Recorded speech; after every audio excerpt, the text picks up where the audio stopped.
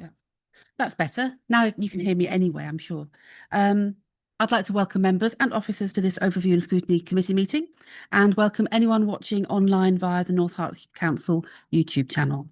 Before the meeting starts, I'd like to invite the committee member and scrutiny officer to explain how proceedings will work and undertake a roll call of those attending online. Good evening. Can I please check that the following officers and members attending remotely can hear us and we can hear them? Polly Simmons. Yes, present, and I can hear you. Thank you very much. Nigel Smith. Good evening, present. Thank you. And Councillor Donna Wright. Present. Thank you very much. Is there anyone else attending remotely that I haven't called out? No. Okay, if a member wishes to speak, they should use the speak button located on the microphone unit. The microphone will light up green and the chair will be alerted of your request to speak. When the chair invites you to speak, your microphone will be made live and will turn red, at which point you can speak. The normal procedure rules in respect of debate and times to speak will apply. When requested to vote, voting will be via the yes, no, abstain buttons on your microphone unit.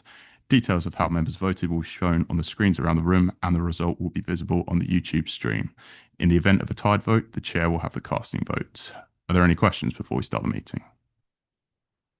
I'm not seeing any questions, so I will now hand back to the chair. Thank you. Apologies for absence. I've received apologies for absence from councillors Tina Bartwas, Sadie Billing and Daniel Wright-Mason and Kathy Brownjohn. And having given due notice, Councillor Vijaya Bupasingham has substituted for Councillor Wright-Mason. Are there any other apologies? I think that's everything. So we can move to the minutes, and I propose that we take as read and approve as a true record the minutes of the meeting held on 3rd of February 2026. Can I have a seconder? Thank you to Councillor. Happy to second. Thank you. And move to the vote.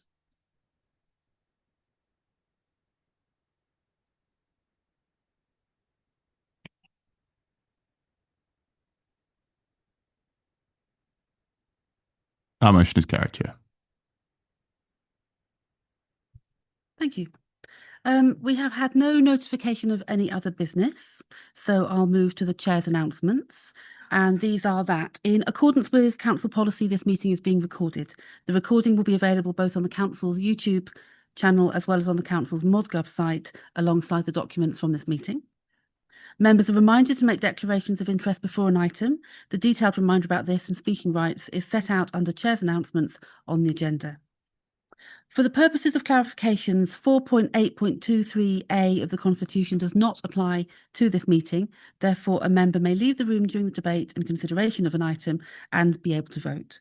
However, please be mindful of the business on the agenda and, wherever possible, leave at an appropriate point in the proceedings.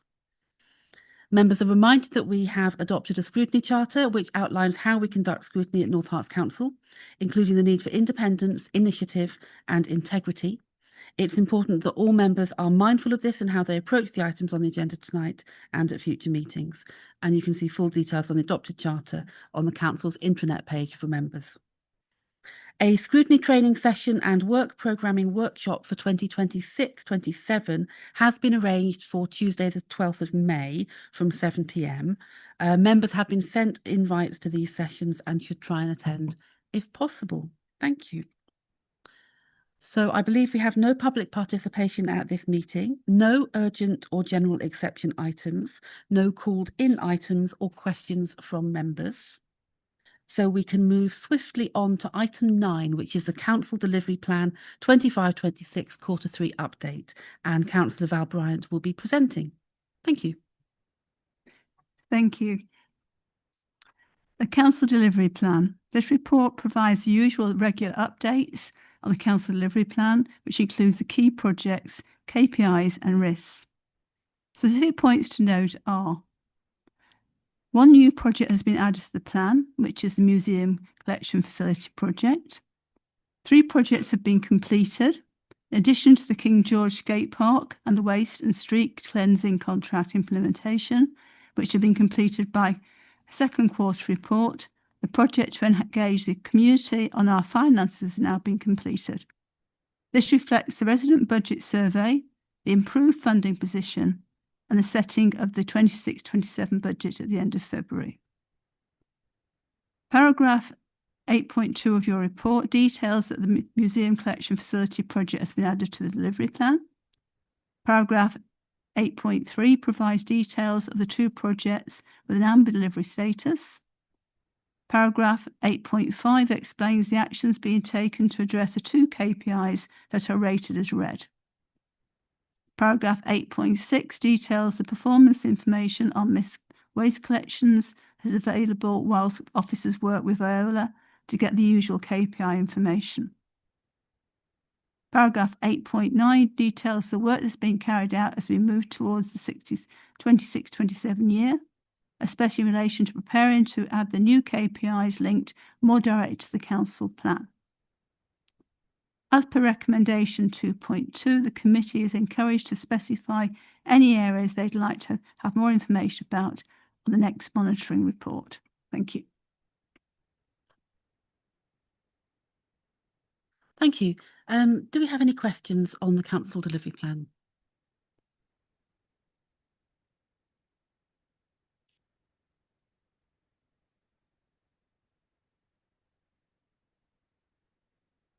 Councillor Ward, would you like to go first? Oh, thank you, Chair. Yeah, I've got a couple. Page 60 and page 72 talk about the new SAG platform. And it sounds like that is a good success in terms of providing a better process and visibility to information to a whole bunch of stakeholders. Right, Oh, as well. sorry. I thought we were taking a question. Delivery report. Yeah, that's in the digital transformation plan. So that's Oh, sorry. I've mixed. there'll be a bit more detail there. That's that right. we I can mixed the move two to. things up. Is there anything else you wanted to ask now? No. No? Okay. Councillor Clayton? Thank you. Yes, I have a couple of questions, if I may. The first is just about the KPI about missed collections per 100,000 lifts. I queried previously, and I was wondering whether there was an update on North Hart specific data, because the data in the report is covering all of East and North Harts jointly. Because we do really need North Hart specific data in order to compare like with like, particularly pre the new contract. So I was just wondering whether we could, there's any update on when we can expect that information to be available and whether it will be retrospective. Thank you. I've just literally just received the data for North Harts on misbin collections, so I will forward that to you. Is that retrospective? Does it? It's May 25 to February 26. Okay, thank you. That's in the future. Thank you. Anybody else? John, your mic's still live. Are you? Yeah, I've got You have another question? Yeah. Thank you. Yes, what I meant was, does it go all the way back to the start? Thank you for clearing that, Councillor Bryan. The other thing is about the call answering performance and general sort of customer services data. As I note in paragraph 8.5 on page 18 that there are some coincidence between staff sickness and pre-booked leave and issues that have arisen that are causing spikes in demand. And I was just wondering whether you can say something about to what extent these likely demand spikes are predictable and whether the customer service team are aware of them in advance so that they can plan as best as possible to try and minimize the coincidence of those two things, which obviously sickness is unpredictable, but I guess pre-booked leave is less so. Is this care line or call answering?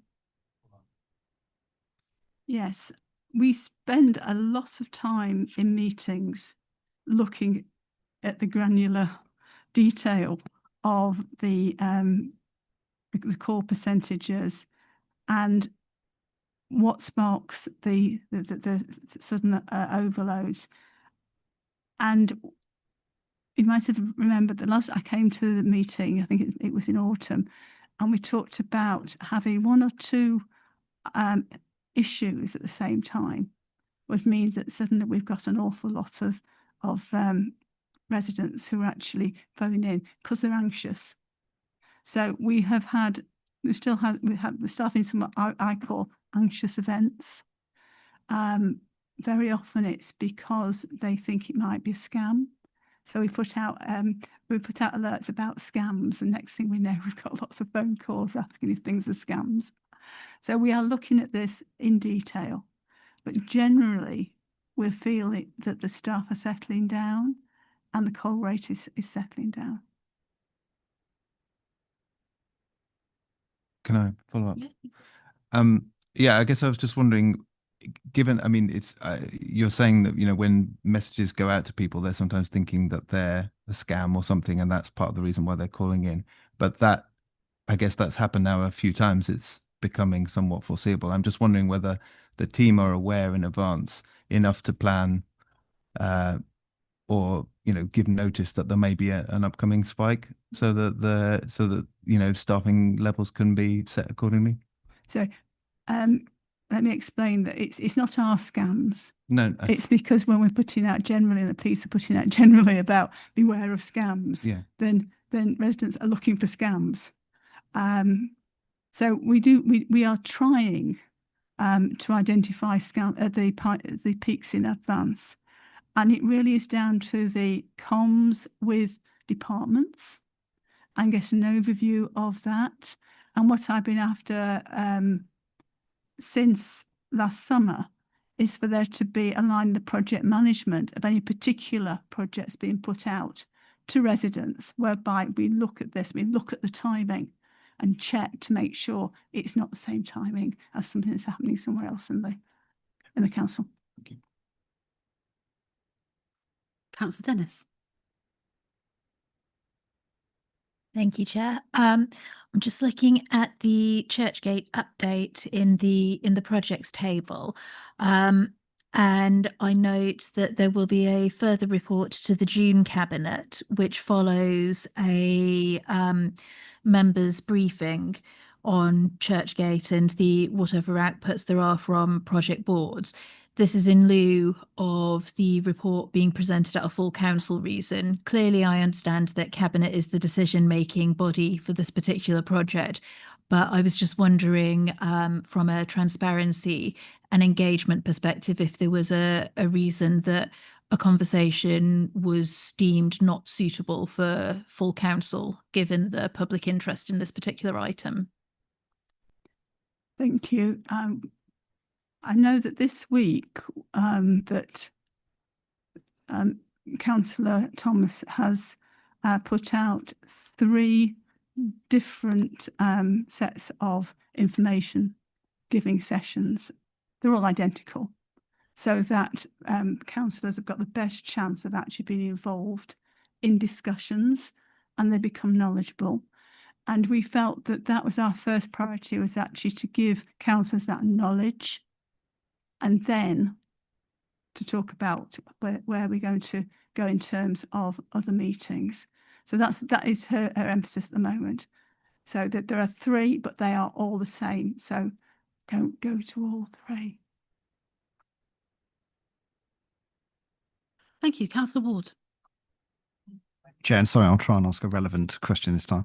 On the programme updates, the local plan review, I can see the milestones. So this is page 37, 38. I can see that's been added. So I just wanted to clarify, we're working on the assumption that we would still try to complete that plan, albeit the dates for the end of it, the adoption of it, are beyond our existence in this mortal local government world. That's the working assumption, I think, isn't it, that we're pursuing? I haven't got the details in front of me, but thinking back to the last meeting I went to about local plan, the aim is that we get to the point in March 28, whereby, in fact, our local plan is ready, and it's ready to go out to administration. And that means that whatever unitary we have will be able to pick it up. And I went to the DCN, the District Council Network Conference last week, and we had sessions about them, and that is how we were told to do that. So it's not left hanging. In fact, it's going to be far enough along the way that in fact it will be safe. Yeah. Okay. Thank you. And probably just want to point to note whoever holds the documents on these things. I think the bottom milestone, it says finalisation of adoption of digital plan, and that's, I'm assuming that should be local plan, not digital plan. I don't know if it's might be just mixed up milestones or something. On page 38, the last milestone.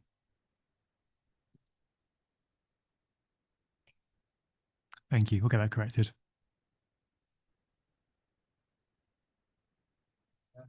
I just wanted to, do you mind clarifying, Councillor Bryan, about the Churchgate one? Did you say that once the report has gone to Cabinet, then it will go to full council, or does it just stay at Cabinet?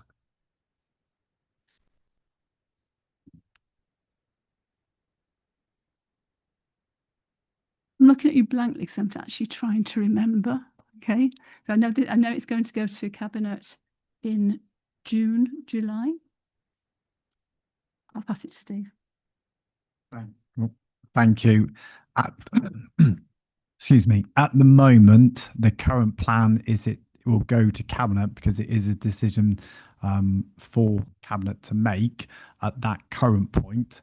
However, as we progress through the project, there will be a time where we'll have to go to full council. So when we need a budget and we know specifically what we're looking to deliver, that's when it will then go to full council. The reason, and that is partly also why the reason that we're bringing it to the workshops or briefing, shall I say, for all members to be involved in, so that we can keep them up to date. And also, if there's anything from those meetings that we have, we'll be able to take that forward and also use as part of the feedback from our soft market testing before we go to Cabinet. And I think if I can first follow up, it does come back to overview and scrutiny in June after that though as well. So we will get another bite of the cherry here in this committee as well in June. As well as ONS in June? Before it comes to us before Cabinet.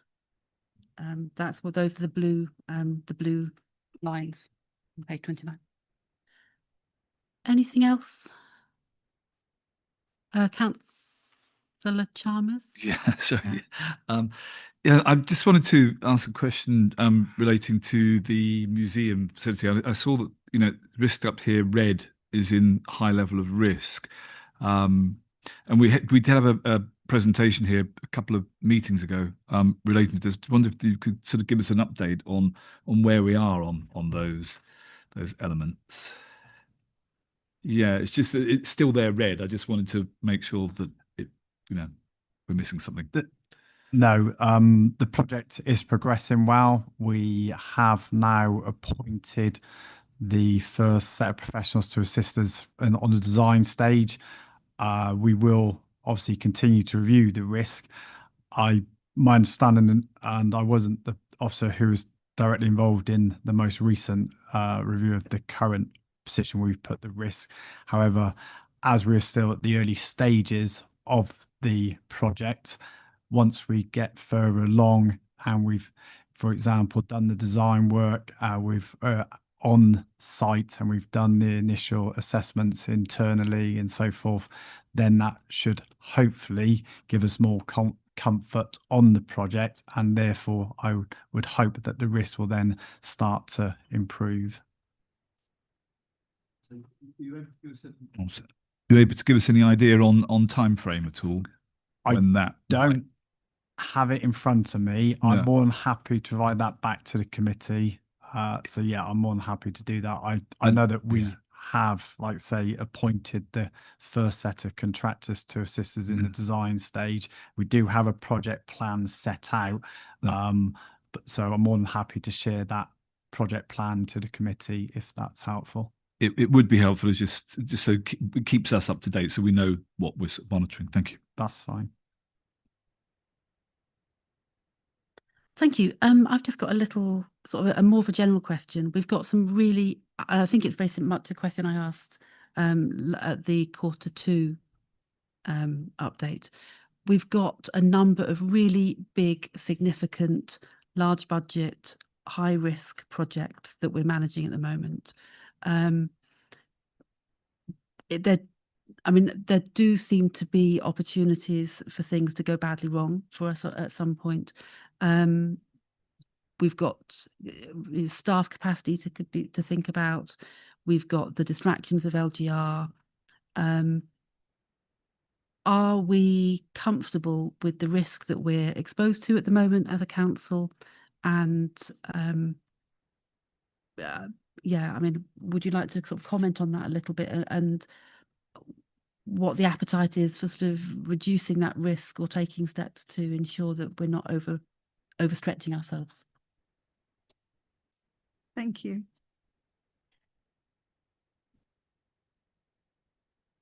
Obviously, we are going to be a year short of our delivery programme.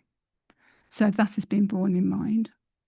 And with our big projects, such as Churchgate, such as the museum storage, we have got very, very precise timings. And for both, actually, they are month by month timings. So every month something happens. And that gives us a feeling of confidence, because we're actually seen to go forward. And I think it's very important that, even though we've also got LGR as well to deal with, that in fact we do continue to develop as a council, and that we work for our residents. I think that it has helped that we have got a cabinet member for LGR, because Laura Williams is actually overseeing the LGR part of this and has got a very firm grip on that. Plus, certain of the officers, particularly the senior officers, other officers are actually, they're doing their day job at the moment. Councillor Griffiths. Thank you, Chair. I had a question about the Leisure Centre decarbonisation. It's just there's a couple of contradicting dates that I was hoping that someone could clear up. So on page 35, it talks about the formalisation required from the Letchworth Heritage Foundation. The anticipated easement is by the 20th of February 2026, but then in the latest update it references the 3rd of March. So I was just wondering if someone could give me an update on where we are regarding easement.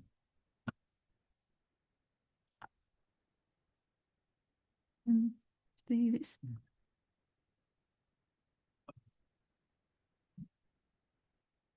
Yeah, unfortunately, I don't have that information. I can again ask that question. I know obviously the lead officers on that, and I know that my team from the state side are also involved, but unfortunately it wasn't something that I was expecting to come up tonight. So I will ensure that I bring that information back to committee. Thank you. It's just obviously the knock-on effects that will happen, because you've got target dates to be anticipating when you're finishing, and then if you can't transfer over deeds, etc., contracts, then there will be delays. That's just why I was asking. Yeah, just what I do know is the team from our estate side are involved in that. I haven't been informed of any concerns they've got in terms of delays, but like I say, I will be able to provide more information back to the committee. Thank you. I'd just like to make one more comment, which is I think it's really positive to see that so many items have moved forward, and that this very month by month management of a number of complex projects is proceeding in a positive direction. I just ask the committee one more time, is there anything else that you want to discuss now? And can I just draw your attention to 2.2? Are there any projects you would like to receive more detail on in the next monitoring report for Q4? You could speak now, you can come and talk to me afterwards, or we can discuss it over email and let the officers know in good time. the nail on the head when you said that there are these big projects that are coming through, and we've got LGR as well. And I just think that we really need to make sure that we're monitoring how they're being delivered alongside LGR and our own, life expectancy of the council itself. So yeah, that's where I would be. Thank you. We have to keep our eyes on it. Councillor Bryant, did you have? I thought you were going to talk about my life expectancy there. I think you might be right. But we're very aware. There's going to be nothing new. We've got a council plan, and that's what we're going to be doing. Nothing's going to come out of the woodwork. And Councillor Poopler-Singham. Thanks, Chair. Just to comment on both the question from the Chair and the comment there from Councillor Chalmers, and building on what Councillor Bryant was saying. In my other role as Chair of FAR, we do have a lot of, I recognise the point being raised there about a lot of projects here and the potential impacts in terms of risk appetite overall, but then that is why we have a lot of processes in place, robust processes in place for both internal and external assurance, both via FAR and via this committee as well, and full council overall.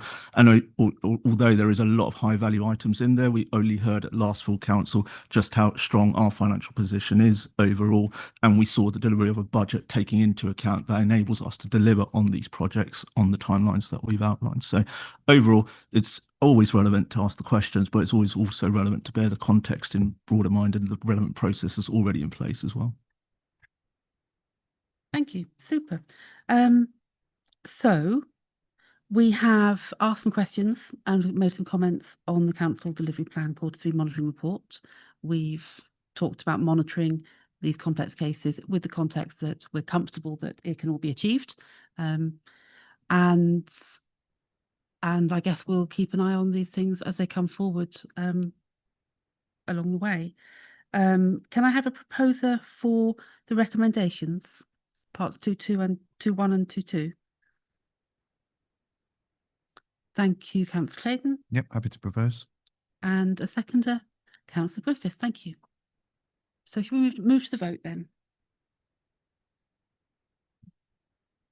Oh, unless there's any debate first. No, the vote. Sorry. I always do that after you press the button, don't I? I beg your pardon.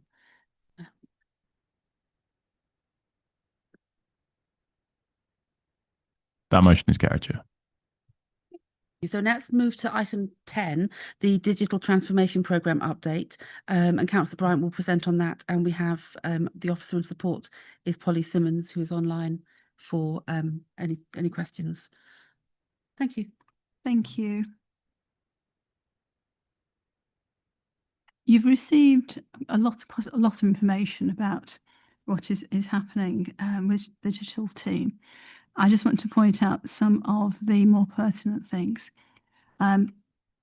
First of all, the Council's digital transformation programme has accelerated significantly since adopting the NetCore platform and delivering the 2024 digital strategy, with a refreshed version shared at ONS in January 2026 to reflect current priorities and digital inclusion commitments.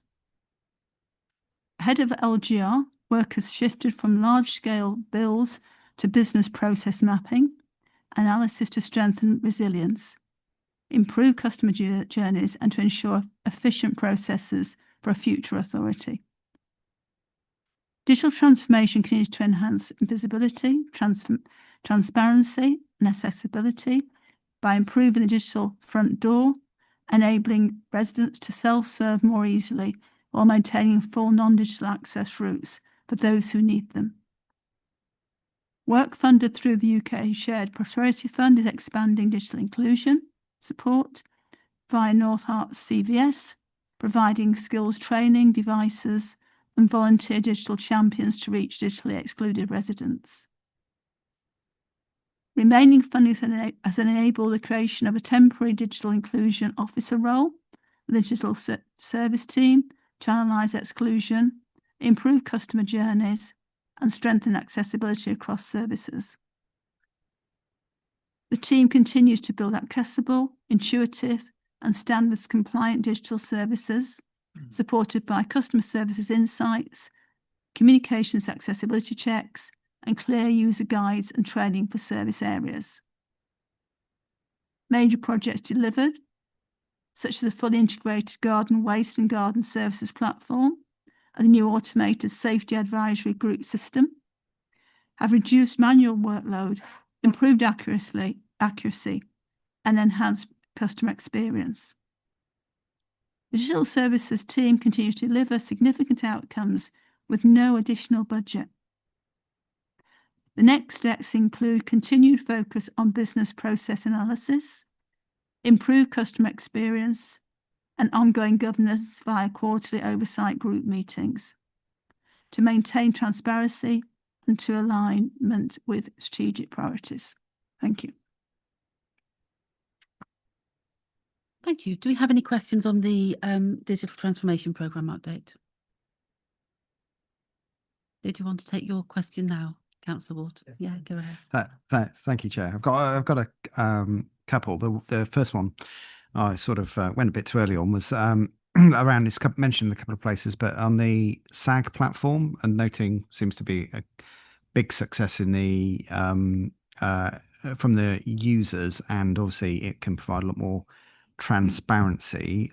Is there, this is something that's been discussed for a while, but providing appropriate transparency to councillors for issues going on in their area. Are there any plans to take advantage of the digital platform to help make all councillors more aware of what's going on in their areas? Interesting question. I haven't got any managers here tonight. They're on holiday. But Polly may be able to answer this.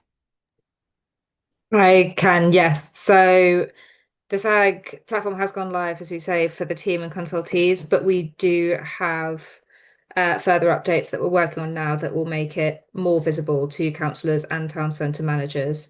So they'll be able to access a read-only web-based version of the SAG diary to get those key details. It obviously won't be everything. It will just be that key information that they need to see. Thank you. Thank you. Yeah. Thank you. I've got a second one. Please do. Different topic. I note on page 77 the case study around Copilot's rollout, and this is Microsoft AI tooling for people that don't know the technicalities of it, which in the aims on the page obviously highlights some of the potential opportunities it could have for efficiencies for offices in the council, but it also comes with potential risks of using and abusing it potentially. I noticed there's a policy approved for Copilot. I don't know if there's any way either follow up here or through FAR or something like that. We could have a look at that. I just want to understand if we've got all the risks covered around that, and we think that's appropriately addressing those risks in terms of use of the technology. So it might be one to knock into FAR. I read that as the team at the moment actually focusing on procurement and accessible use. And that's what they're working on at the moment. But certainly I think you're right. Yeah, it's got a lot of opportunity, but also there's quite a bit of risk associated with it, depending on what you do with it. So I don't know if Cool. Okay. Polly's got anything to add. I do, yeah. So the acceptable use policy has been signed off now, so that can be shared. Right, thank you. Thank you. No, that's very timely question. Anything else on the digital transformation programme? I mean, I have to say, it seems like there's an awful lot of really good work happening here, and it's clear that a really effective, efficient digital team is absolutely the heart of delivery here for the whole council. So that's really good to see. Any further comments or questions? In that case, that is an information note. We do not need to take a vote on that. Thank you very much for your presentation and for the paper. We can move now on to item 11, which is regarding the lease on the Letchworth multi-storey car park. Councillor Nolan will be presenting. We have Steve Crowley in support as well. Sean, would you like to come up to the front?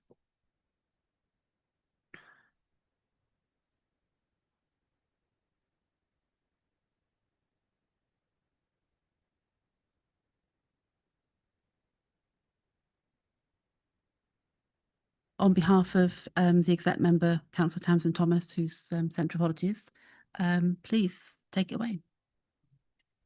Thank you, Chair. Yes, as mentioned, I'm filling in for the executive member for Enterprise this evening. I'm pleased to present the following report, which sets out the surrender of the Letchworth multi-storey car park lease. This report will be presented to Cabinet at its April meeting to seek their approval. This report provides an overview of the process that officers have undertaken following the head leases, the Martin Group, requesting the surrender.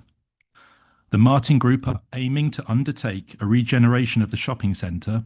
As part of this, they have contacted the council to request a surrender of the lease that currently expires in 2037. Section 8 of the report sets out the negotiations that have taken place between the council and the Martin Group, which are in line with the issues that were presented to the Political Liaison Board at its December 2025 meeting.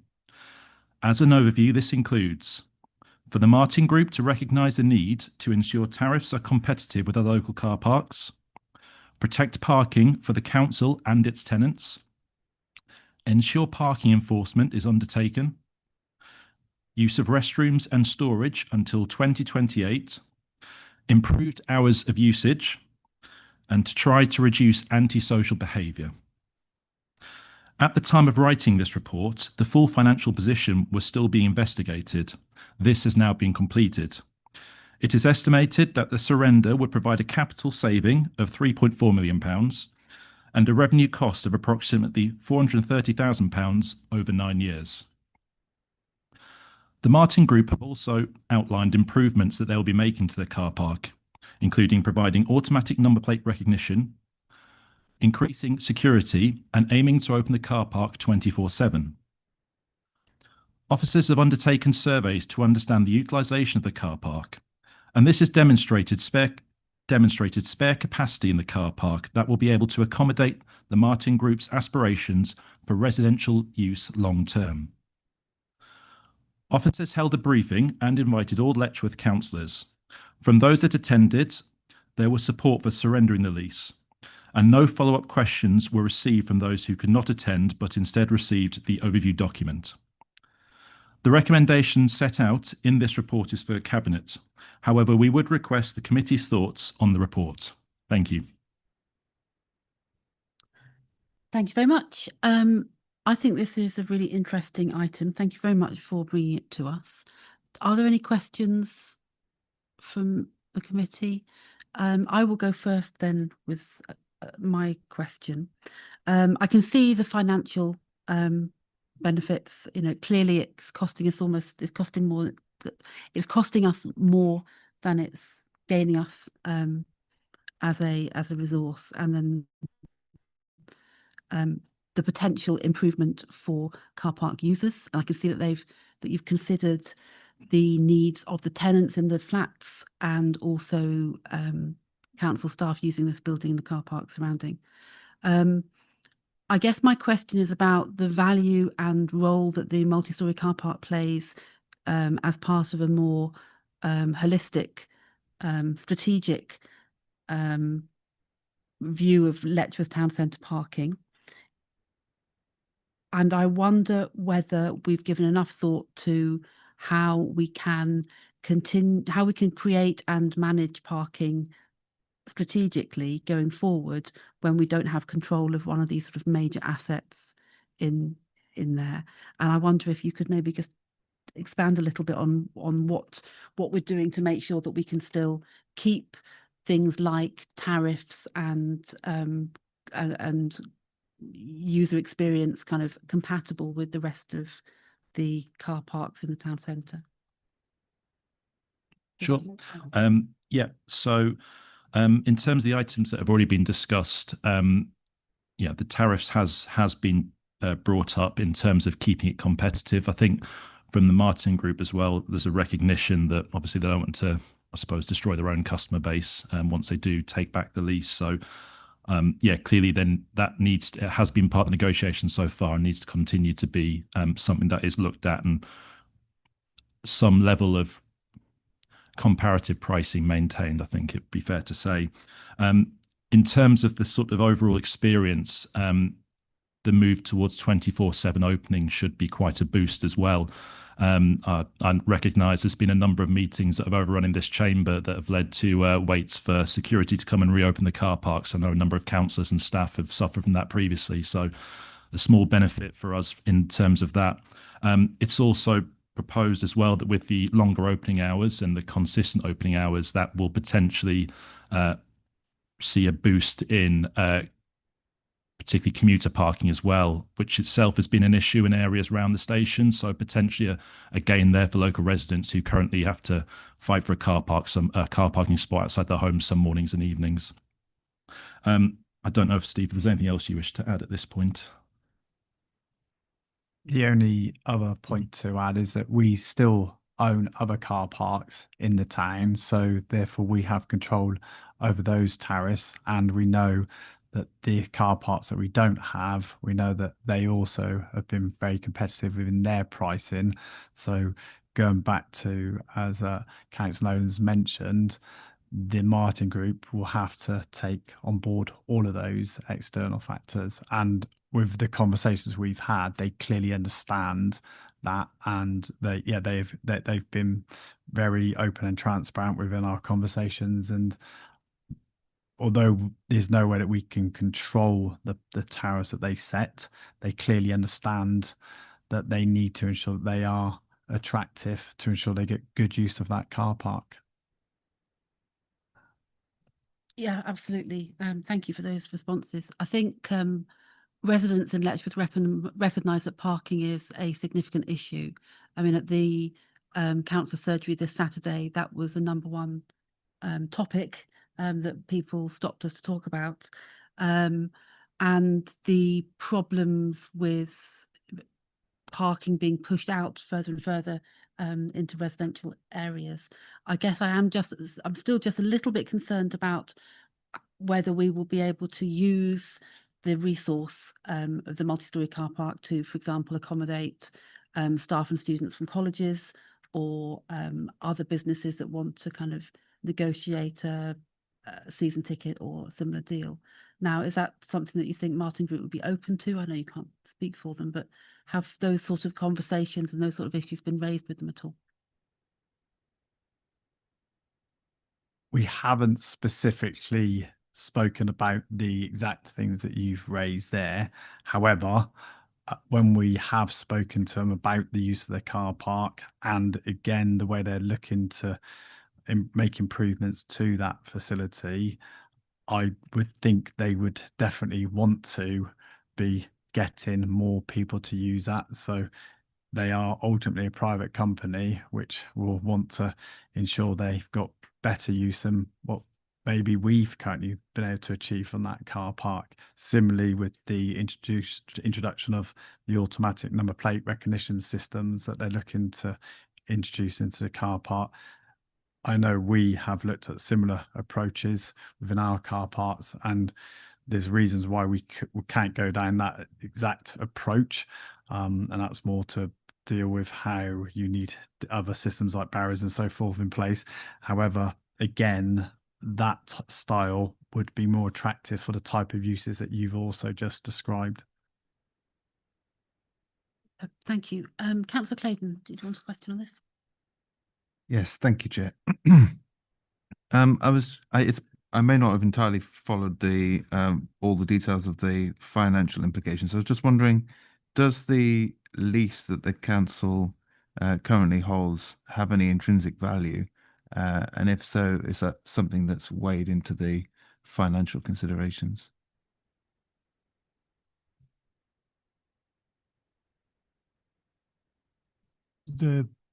I guess the value of the lease is set out in terms of what the car park currently generates for us. It's currently costing us money to run each year.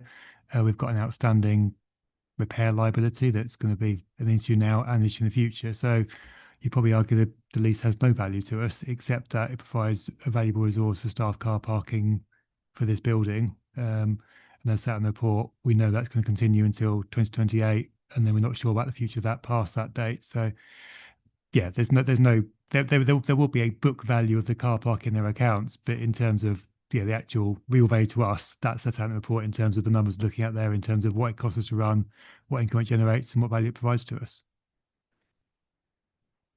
Super. Any further questions? Councillor Ward.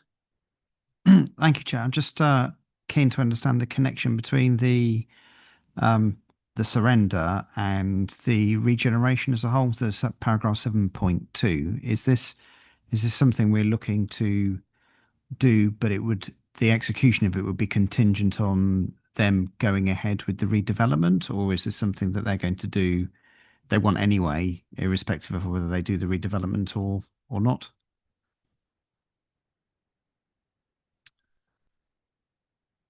I can only answer based on what we're aware of. We know that they are looking to do regeneration of the town centre, and we know that that is a long-term aspiration they will be aiming to deliver. And as part of that, they have also, as set out in the report, explained that they would be looking to have residential parking within that car park. So within the residential that they provide, they also use that for parking.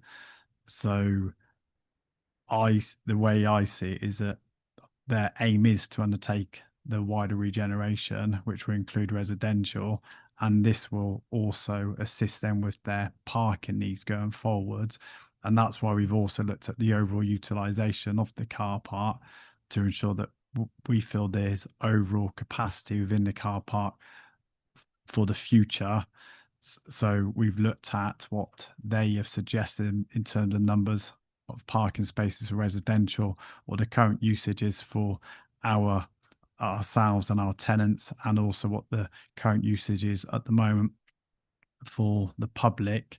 And we feel that based on that current position, also based on the future in terms of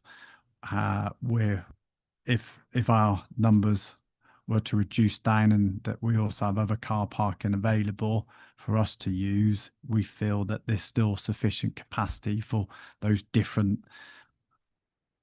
demands to take place. But what I can answer is ultimately what the Martin Group's overall strategy is. That's not something that I can answer. I don't know. I see that Councillor Nolan has put his light on, so I'll pass on to him regarding this also. Yeah, so it's worth saying that Letchworth councillors at the community forum in December had a presentation from the Martin Group in terms of their aspirations for the site going forwards. It doesn't include much detail at this point. It was still some way off, I think, anything coming forward to planning in terms of the wider development. But they've made clear that they see as part of the redevelopment of the shopping centre, housing being part of that, as part of the sort of overall regeneration and bringing life back to the centre of Letchworth. As part of that, the fact that they do own the car park and do require some of that capacity to, I think, that's been alluded to, make the housing viable and to provide it without having to then put forward other car parks in the town centre. They've without going to specifics, they made it clear that is part of the overall strategy. And so there is already clearly going to be utilisation of some of that space to provide spaces to future residents as part of that development. Yeah, no, I think that's clear. But I mean, just to be clear, the two things are not kind of legally coupled, as in we would go ahead and do this anyway with them, irrespective of what happens with their subsequent strategy around the redevelopment as a whole.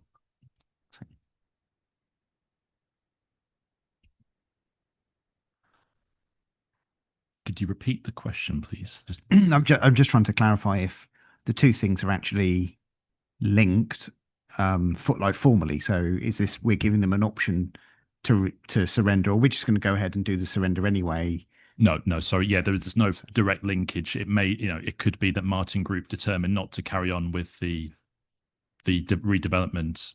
We would still go ahead potentially under this plan and surrender the lease. Yeah, sorry. Yeah, the two aren't sort of, one has to follow the other. Like an option or something. Yeah. Okay. No, thank you. Super. Thank you. Councillor Dennis. Yes, thank you, Chair.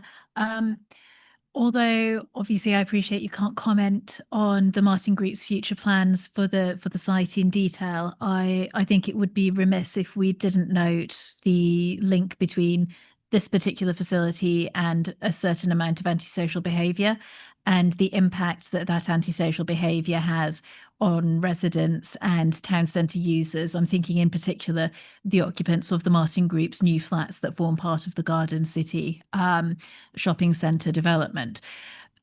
Is there any assurance that you can provide that antisocial behaviour will be managed effectively once the lease transfers over, and indication of any potential strategies that might be employed to deal with the challenges?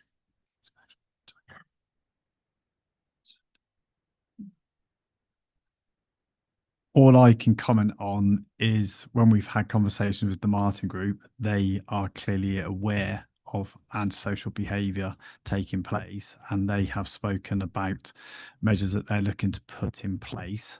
However, they haven't gone through sort of every specific item, but they have talked about adding additional security, for example.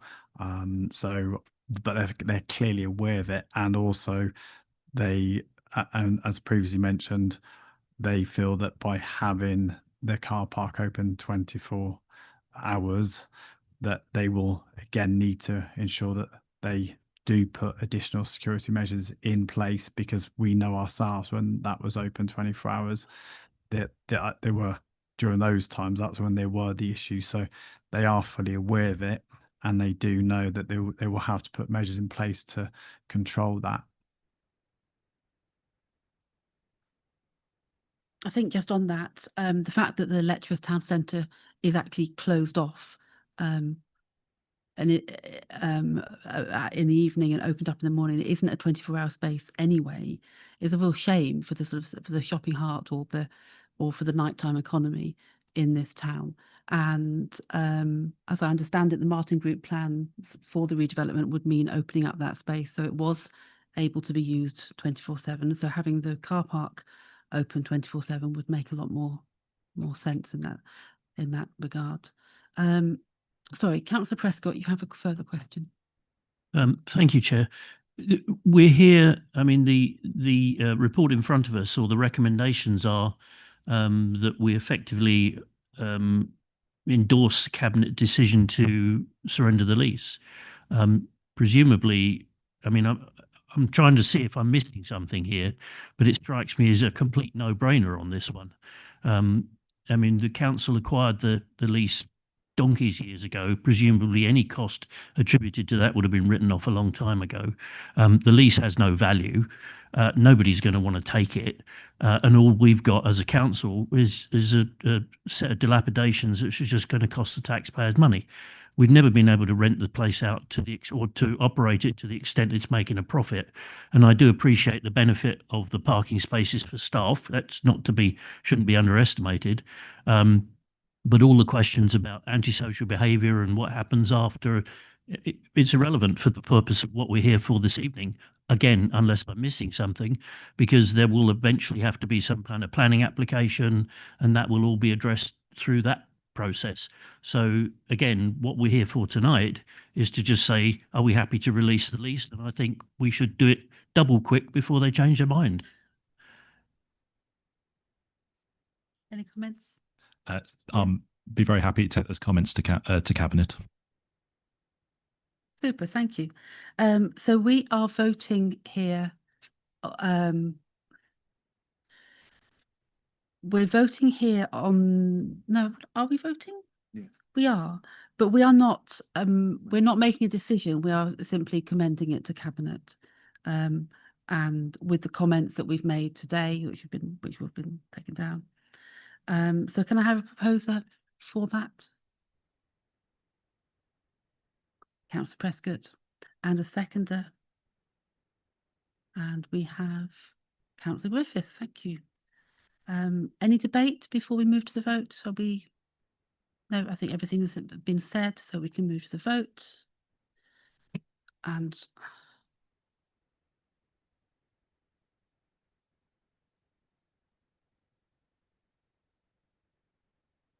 that motion is carried, Chair. Right.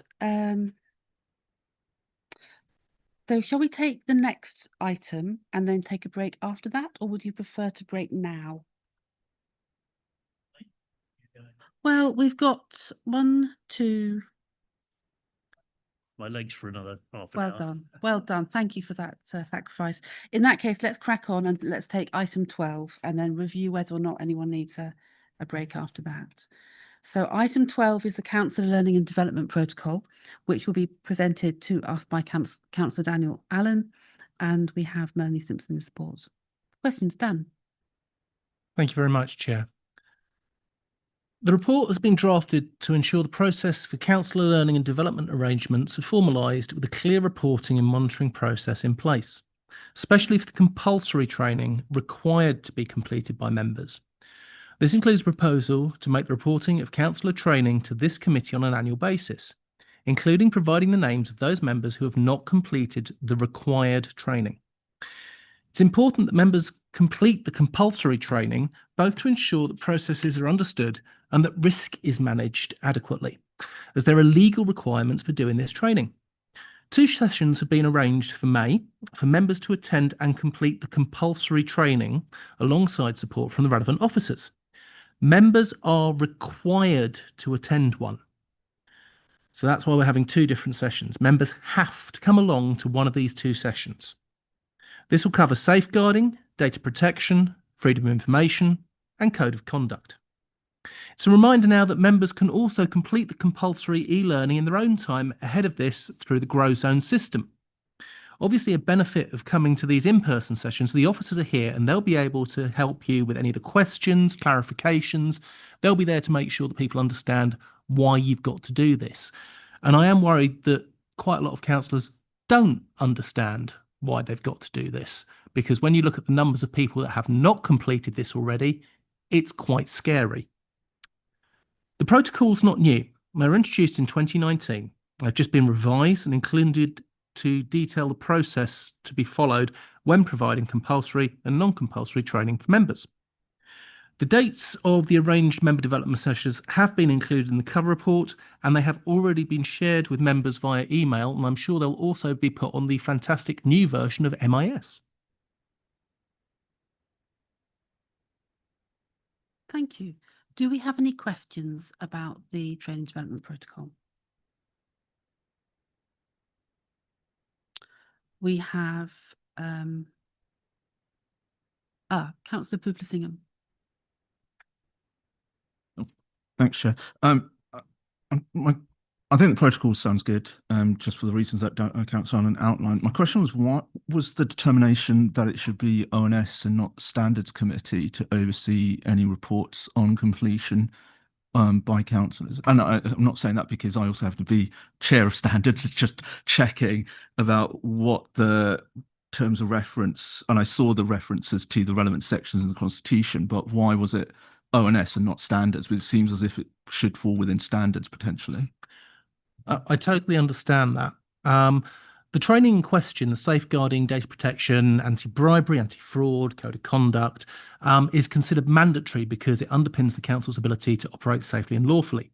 Non-completion, therefore, creates a corporate governance and risk issue rather than a behavioural or conduct matter. In that context, Overview and Scrutiny is well placed to review the position, monitor the compliance, and provide appropriate challenges as part of its broader role in holding the organisation to account for performance and risk management. Perfect example of this as far as risk management goes. Say we have a councillor who does not or breaks GDPR. They break the data protection and they don't complete GDPR. And they haven't bothered completing their training. And we then get investigated and they say, what did you do to ensure this training was done?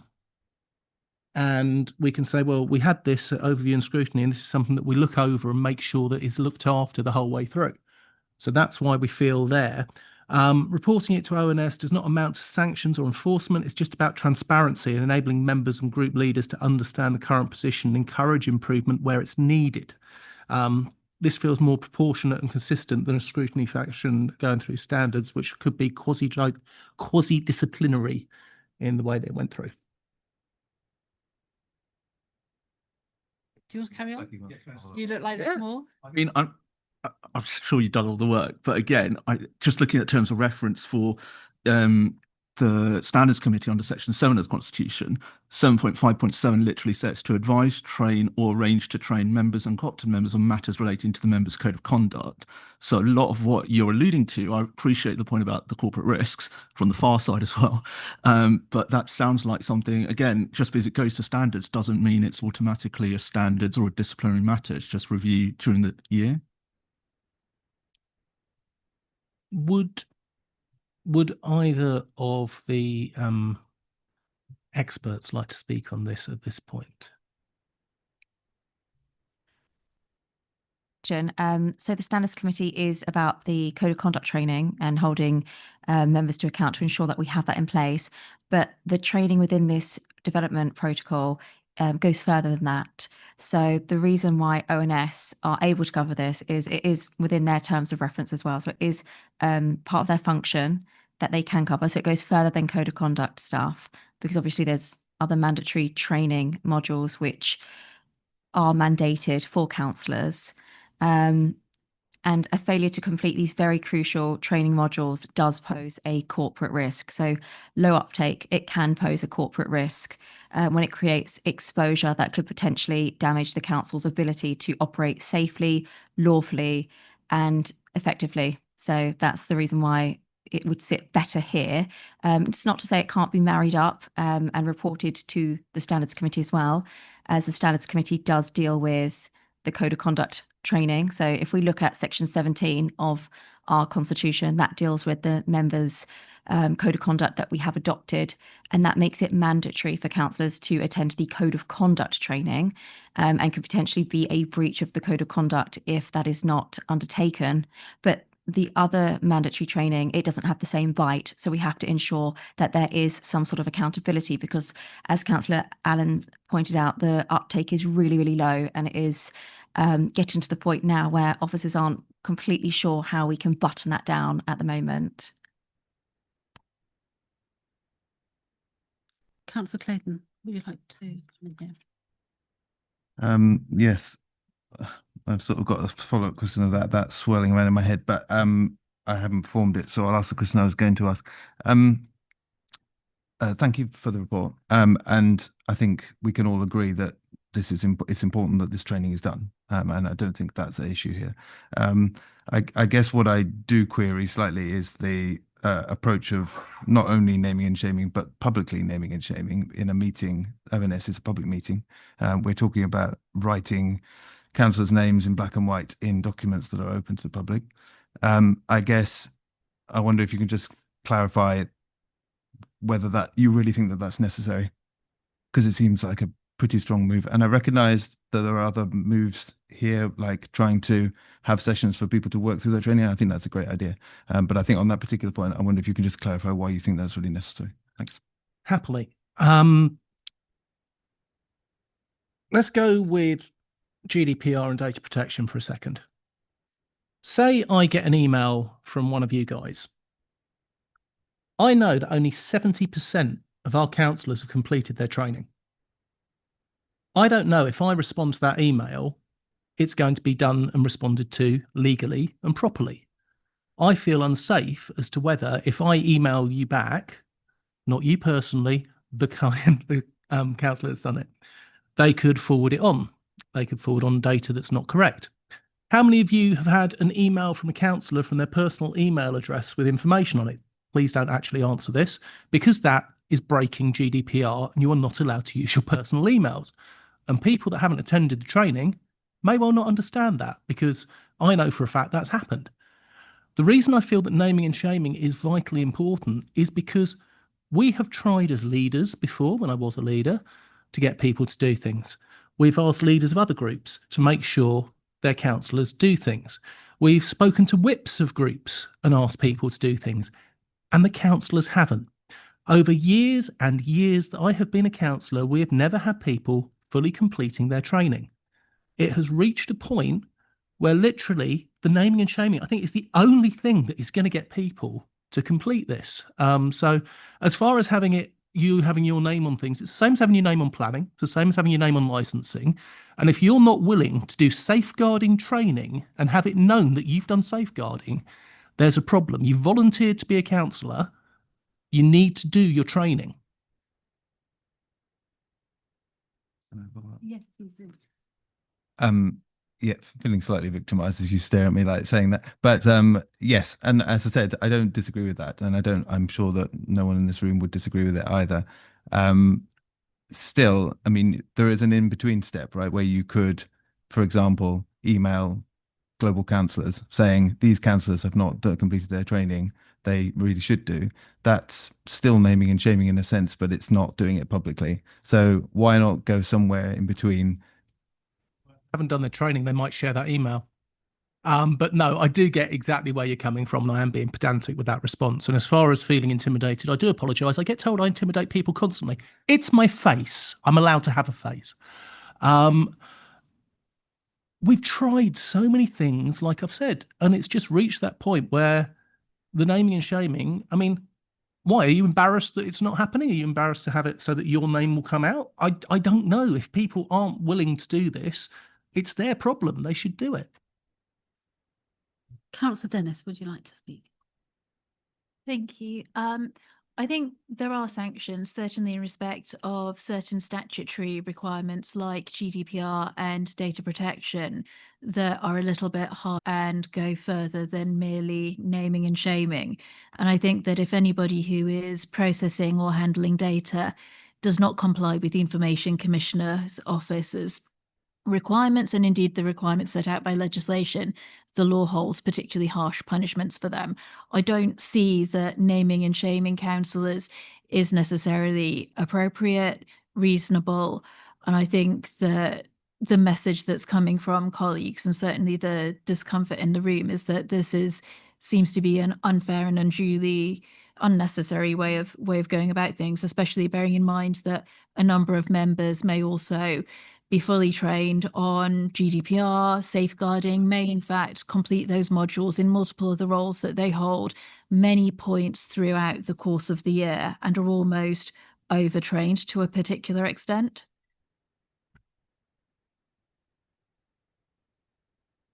I totally understand where Councillor Dennis is coming from. I have had so many data protection training. I have done so many training that make sure that I can pass my I can't remember what it's called. You're safe and legal. But it's like having a car. I've got a couple of cars. One of them's got an MOT. One of them hasn't. One of them needs to be checked differently from the other. There are different things you need to check when you're doing your training as a counsellor than you do in other things. As we discussed earlier, Councillor Winchester, you've done tons of training, but everyone's a little bit different. And again, you've volunteered to be a counsellor. If you can't be bothered to do the training, you shouldn't be a counsellor. Councillor Prescott, I have you up next. Somewhat astonishingly, I find myself in complete agreement with Councillor Allen. If you don't want to be a counsellor, if you don't want to do a training, why'd you put your name on the form in the first place? And I think if naming and shaming is what it takes to get people to do it, and I'm desperately trying to think to make sure that I've done it all, but if naming and shaming is what it takes, if you don't want to be named or shamed, just do the training. I mean, it's not exactly onerous. It really isn't. And I'm hoping Councillor Allen is not about to produce a list with my name on it. But I think I've done everything. And certainly James Lovegrove is like a dog with a bone when he chases me to do this stuff. So I just do it. I agree. Some of it I've done before. I've done it in other organisations. But you know what? A cup of tea and a biscuit, 20 minutes training. It's really not. It's not too big an ask. Councillor Poopler-Singham.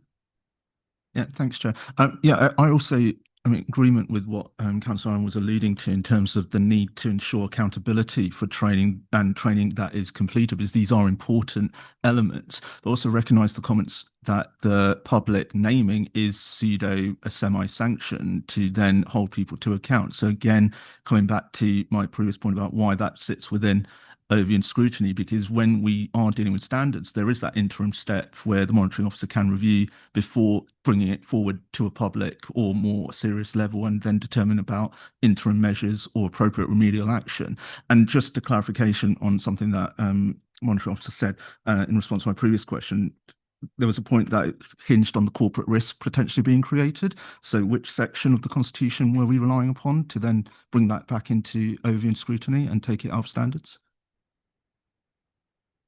6.2.7S. Thanks. Thank you. I've got to admit, the first time I heard the phrase name and shame was this evening, just before the meeting started. I see it in terms of naming, leading to hopefully self-reflection by the people involved, and that then leading to action whereby they actually do the training. And I think we've got to have an atmosphere whereby if you do find yourself in a position where you've not done the training, that you actually are willing to talk to your colleagues, leader, officers to find a way for you. But the important thing is there's action, and we actually make the percentage of councillors who have done the training as close to 100% as we can. Thank you. Councillor Munster. Thank you, Chair. And I do have a couple of thoughts about this, but I suppose the first question that I've got is, when looking at, the regime of which other authorities operate under, do we have any local authorities which exercise the practice of naming and shaming?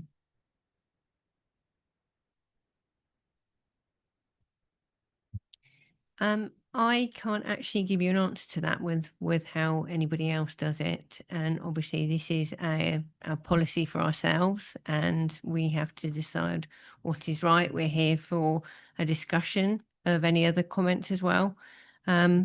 And obviously, Councillor Munster, you endorsed this policy that we are presenting tonight.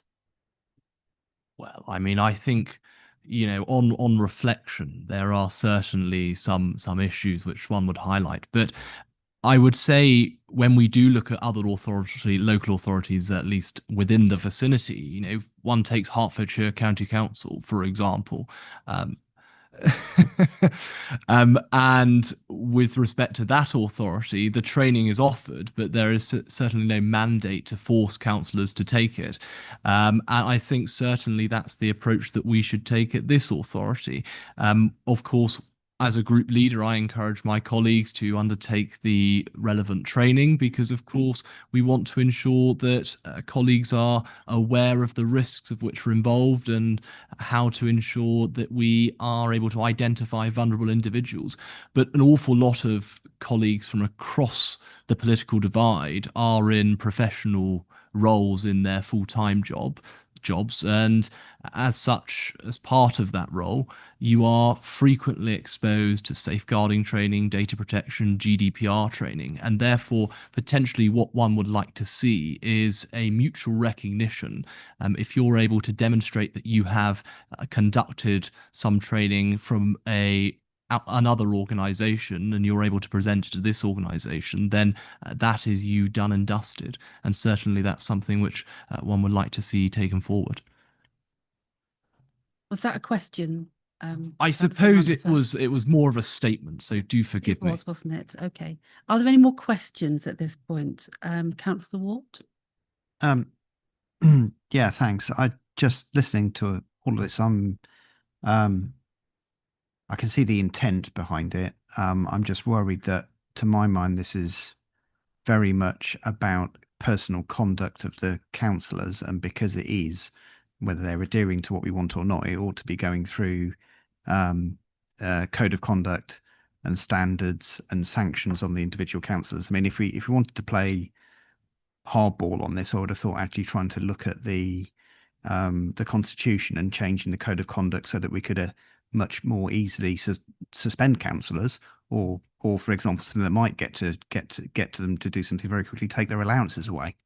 Certainly the discretionary ones, if not the mandatory, if they're not the legal ones, if they're not doing this, because essentially they're not complying with how we want people to behave.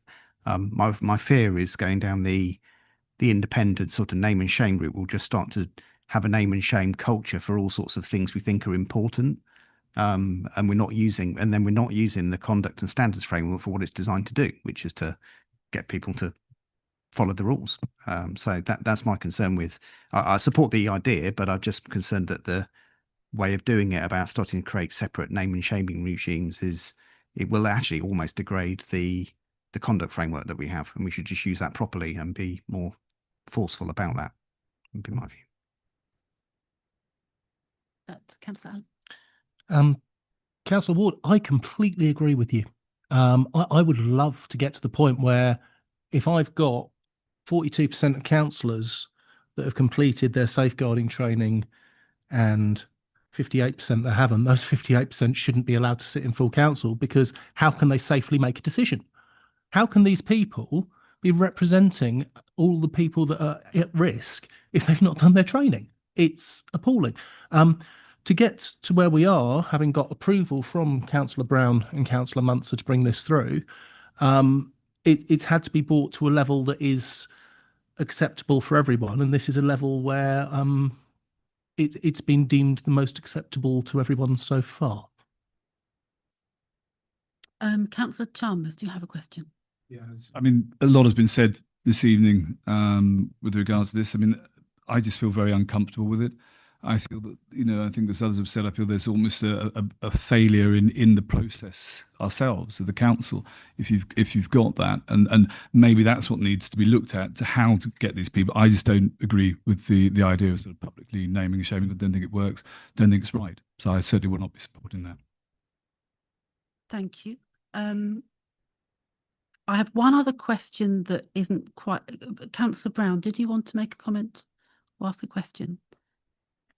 Yes, I did. And I just want to comment about the assertion that I agreed to this. I didn't respond to the email that was sent me. I couldn't attend the meeting when it was discussed. I was given 3 days to respond in March, and that was between the 2nd and the 6th of March. I'm just looking at the email now, and I wasn't able to respond, and no one asked me why I hadn't responded. Also, in that email, it talks about that overview and scrutiny was to take up the annual monitoring of councillor training completion rates, but it mentions nothing about naming individuals. If I'd have known that, I would have jolly well responded, and I cannot endorse that. I do not think we should be naming individuals publicly. I'm sorry. So I withdraw my endorsement of this protocol. Thank you. You didn't even read the papers. No, I didn't read that document because it read arrived on the 2nd of March and I had to let them know by the 6th. Okay. So we have got a lot to think about there, and I wonder whether it might be sensible to take the recommendations in 2 different parts and split out the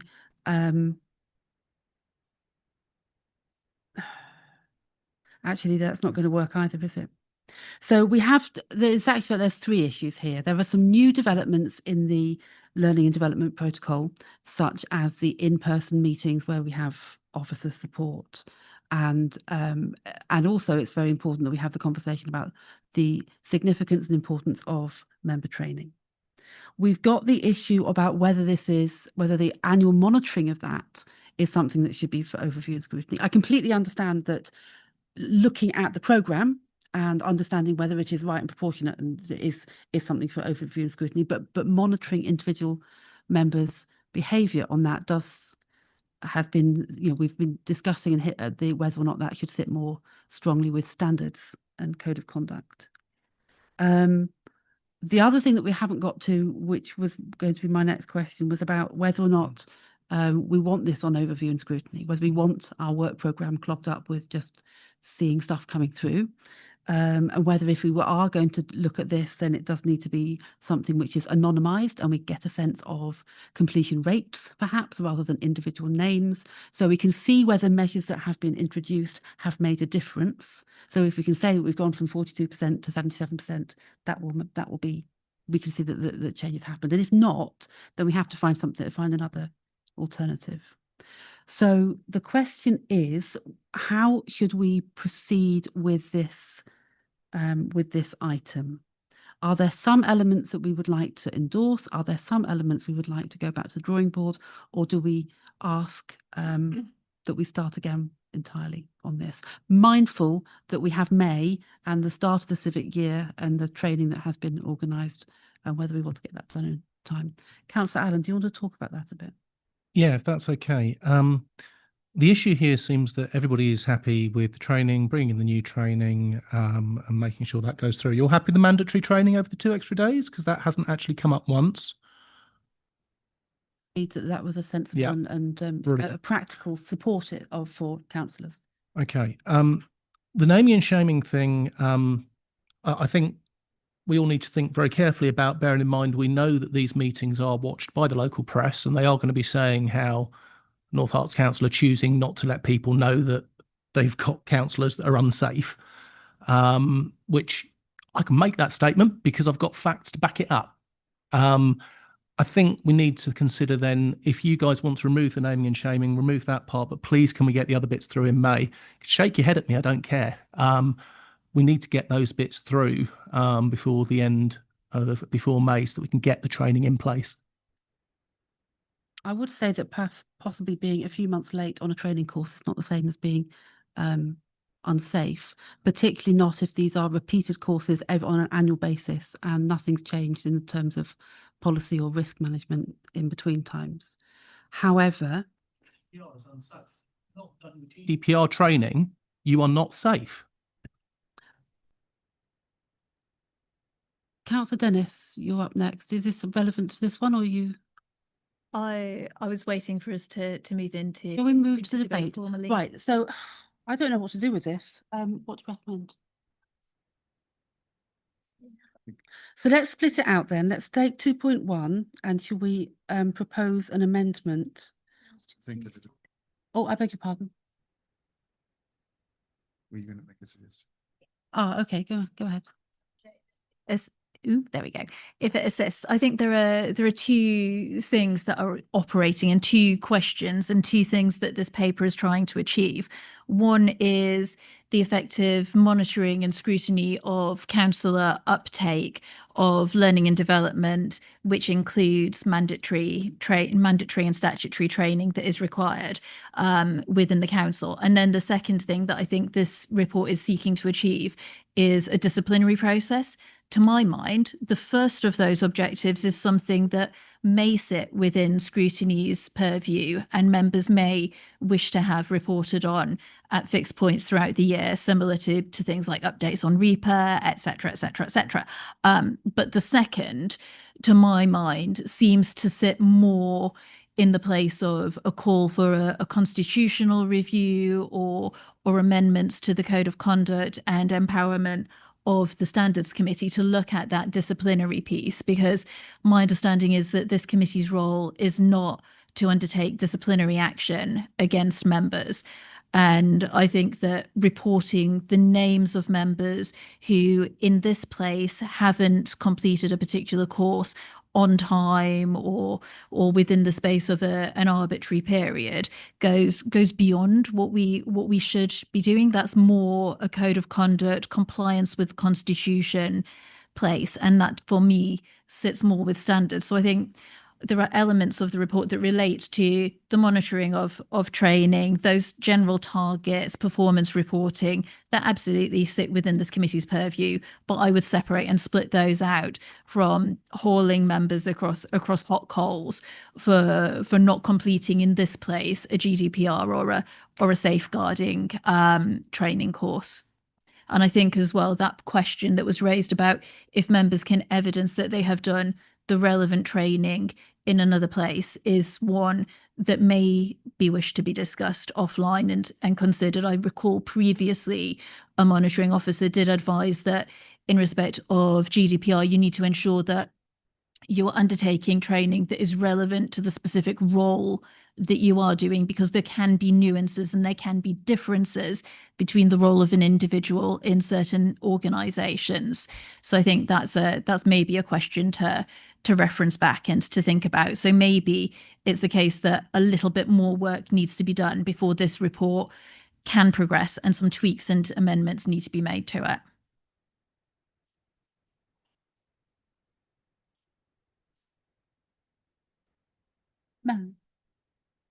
Yeah, I was just going back on what Councillor Dennis was saying. Obviously, within our training programme, they are dedicated to our in-house styles and or the reporting mechanisms as well. So that's also why we deliver our own training.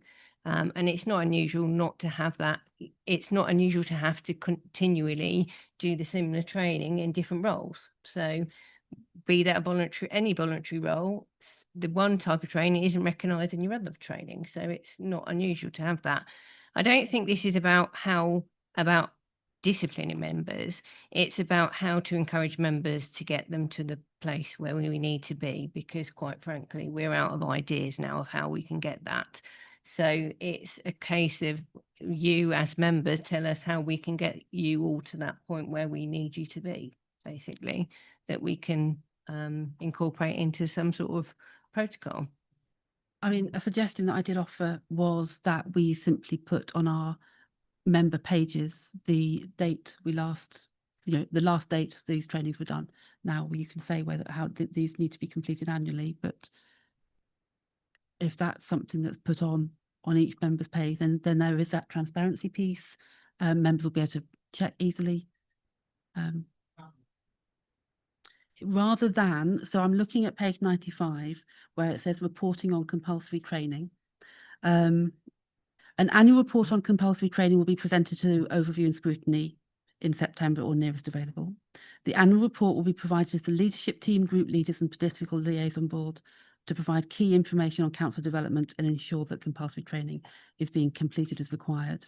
And then the report will detail the completion rate of required compulsory training by councillors and detail those individuals who have not completed the specific training by the required date. So it feels like that's a sticky bit for us. So if we were to take out that last line, I think it's reasonable that Overview and Scrutiny should see the rates, percentage completion rates, but not detail individuals, and that we instead had a line that's identified that the so I mean, I think it's important that we have a line that says it encourages people to be responsible with their training and complete it in a timely manner, and that the group leaders should be made aware of individuals that are not up to date. Would you like to comment on that? Yeah. So I think that a good balanced approach, Chair, may be that ONS receives a high-level annual report on the training completion levels and trends, whilst the Standards Committee can always, as usual, handle accountability for persistent individual non-attendance if there is a potential code of conduct issue there. That could be a balanced approach. Really nice approach. And you're happy to take that. So with that in mind, Councillor Poopler-Singham. Yeah, just to go in debate, always just recommendations or questions. Have Yeah. to discuss the recommendations still, to be fair. Well, I'll just comment. You can figure out which one it is potentially.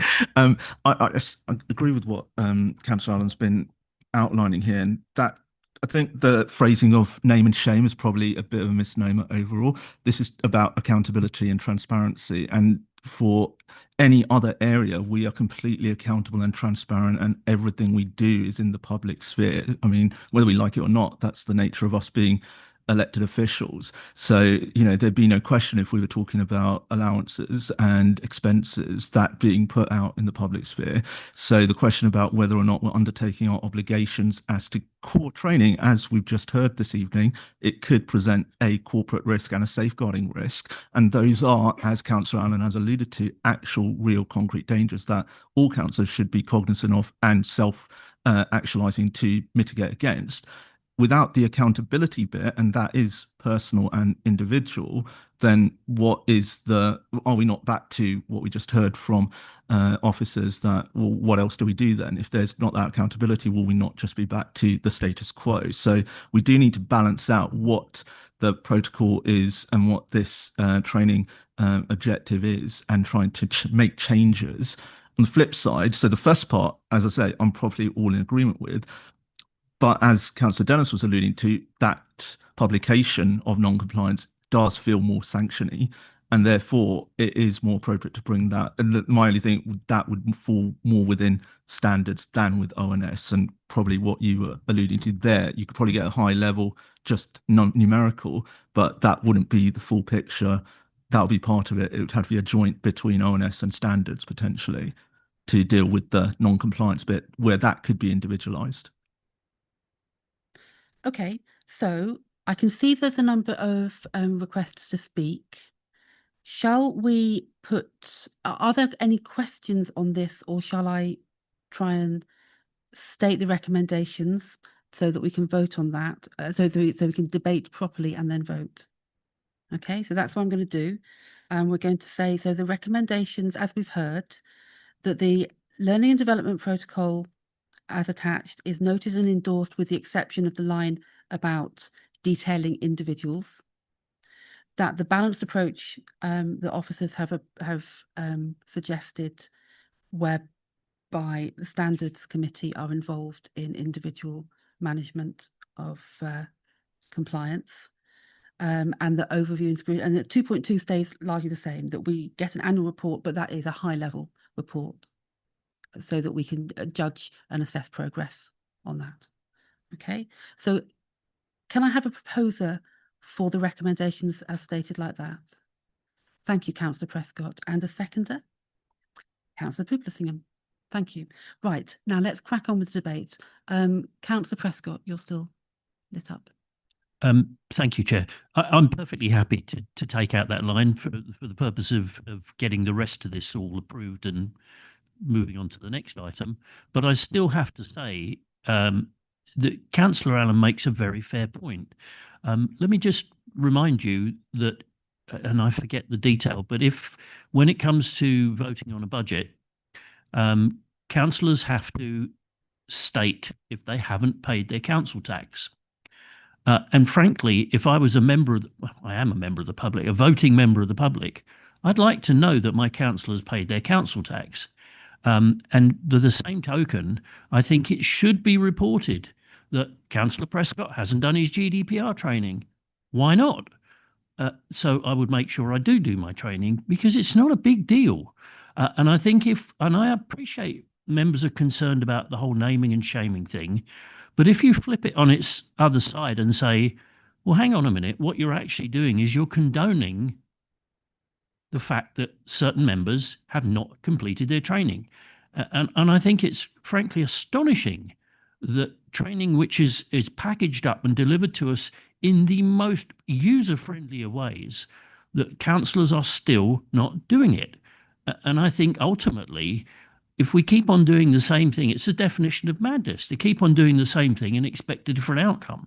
And Melanie's quite right. You know, what do we do next if we don't get councillors? If councillors simply won't do one of the most basic of things that's required of them, I agree with Councillor Allen. They should be named and shamed. And I appreciate that's not for here. We've already taken that line out, and I accept that.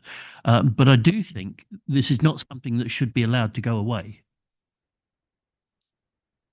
Thank you. Councillor Clayton. Thank you, Chair. Okay, for the record, I'm neither suggesting that councils shouldn't be doing their mandatory training. Clearly they should, nor am I suggesting that we shouldn't be trying to explore new avenues to try and make sure that happens, given that the avenues we're currently using are clearly not working well enough.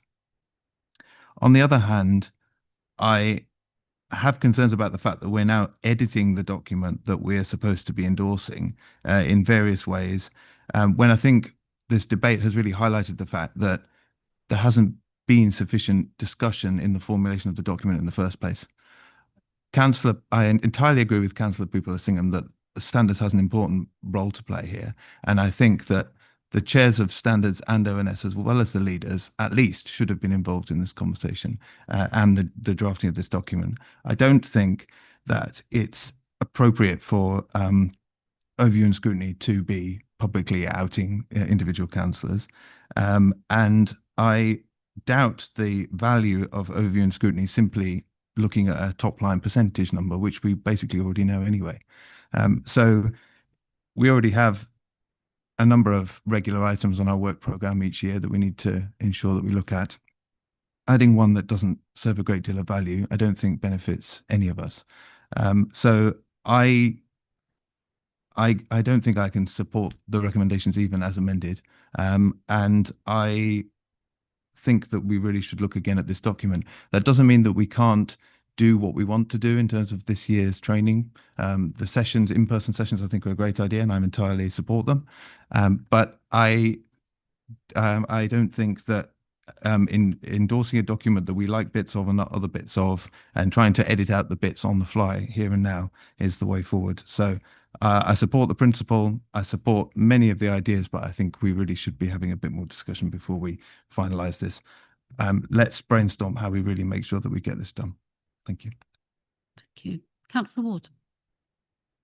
Thank you. Yeah, I was going to suggest this is a recommendation, but I'm happy if it's taken away as an action for the relevant chair. But I think the point was to, I think somebody said it earlier on, not to lose the action around what can we do with the Father Standards Committees, look at the code of conduct and strengthening that, or the constitution somehow to make sure there's clearer action around sanctions for people that are not doing this from whatever form that is, which we don't have to solutionize here, to give it more teeth. I think the problem is it hasn't got enough teeth and nothing's happened. Well, let's change that.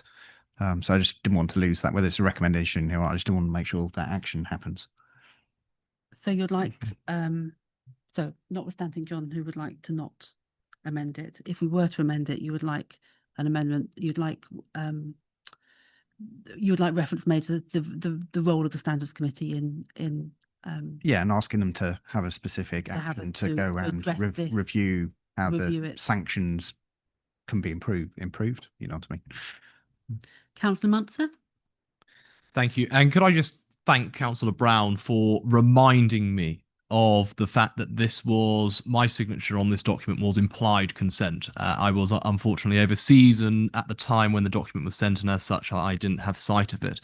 And had I have had sight of it in the appropriate time, I would have raised a number of concerns surrounding it.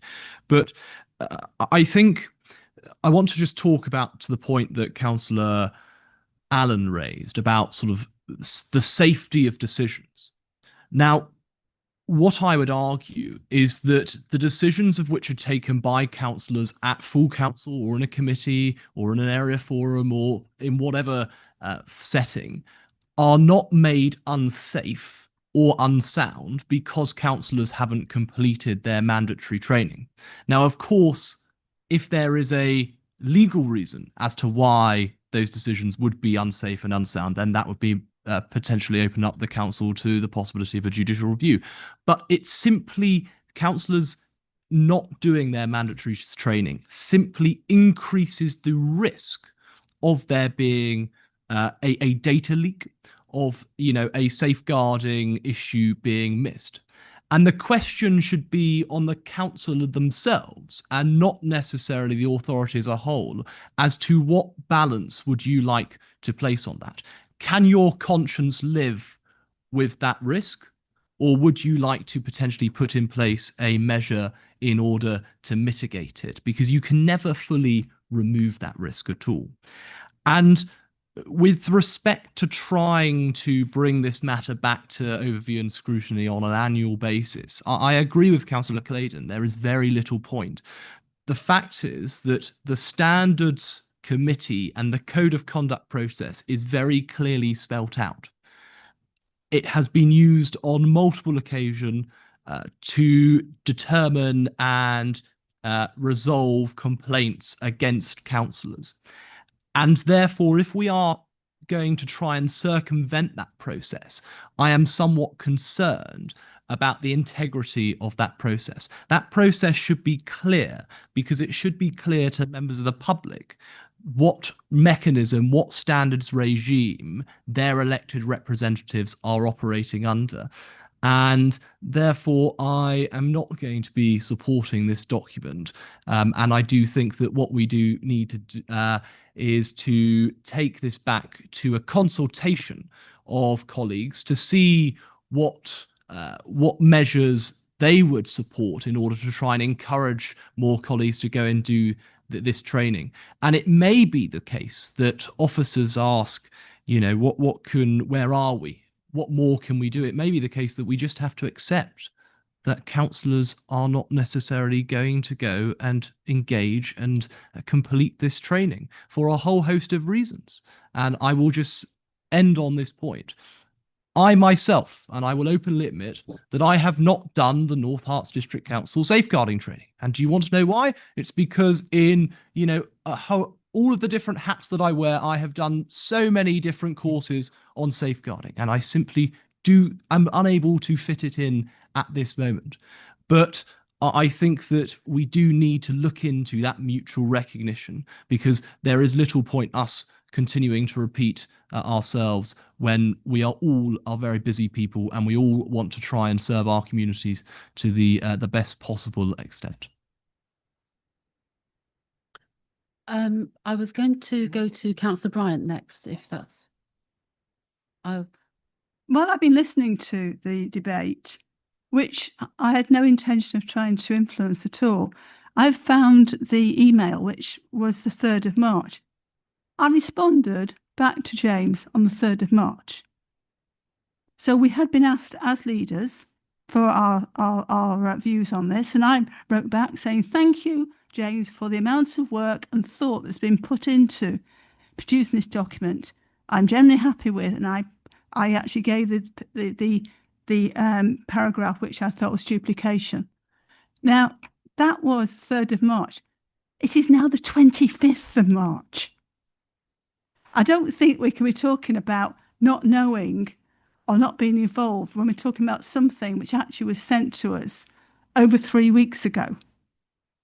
I want to make that point because you've given the impression that it's not been discussed, that you haven't been given the opportunity, which I think was there. Now, as I say, I do not wish to try and influence how this Overview and Scrutiny Committee thinks on this, but the fact is, this was thought through. There is a need, and we have got to improve. Thank you.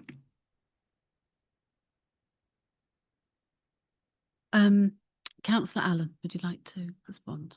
If both leaders of the opposition parties have signed this when they haven't even bothered reading the papers, doesn't this demonstrate the exact problem that we've got?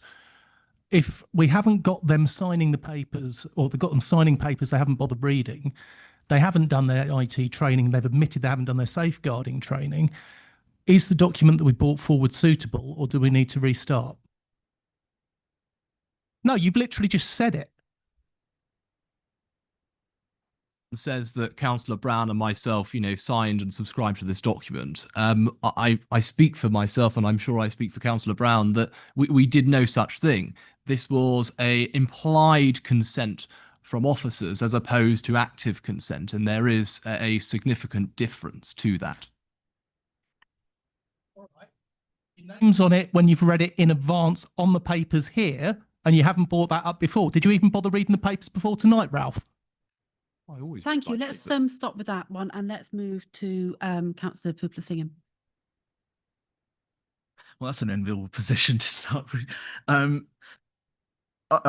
I have so much sympathy for Councillor Allen, because I'm sure that this was not the kind of divergent or what's the word? Divisive element that he thought it might be potentially, and he's just taken the guidance and recommendations from, I'm sure, officers in good faith to bring this here. And I'm really surprised at the comments we just heard from the leader of the Conservative group there. I can appreciate we all have multiple roles, but that's not a reason to shirk responsibilities and to suggest openly and almost proudly to just publicly declare that you are happy to declare that you have not undertaken the safeguarding training, I think that reinforces the point that Councillor Allen was making all the way back at the outset. How do we ensure that accountability? Bearing that in mind, it also kind of raises the point about why during last week's budget or last month's budget, when the Conservatives made proposals on what they would cut, they went straight for safeguarding. There seems to be a view within that group potentially, or the leader of that group, that it's not important, and we've just seen it very plainly. I think that's a dangerous position, Ralph, and I think you've gone a bit too far there. That said, there is good stuff in this protocol, and I can see the room is probably not on side to support it at this point, but not to lose the entirety of it. Can I suggest that we don't vote on this, but withdraw this item for now, with hopefully with Councillor Allen on board, and take this back so that it's got more input, including from standards, maybe the committee itself, as opposed to just the chair, and with other officers, and so that we can have another look at this and bring this back either to here or to standards, so that the actual document itself is not lost and voted down at this stage, because I think there is merit in this, and the debate today shows that.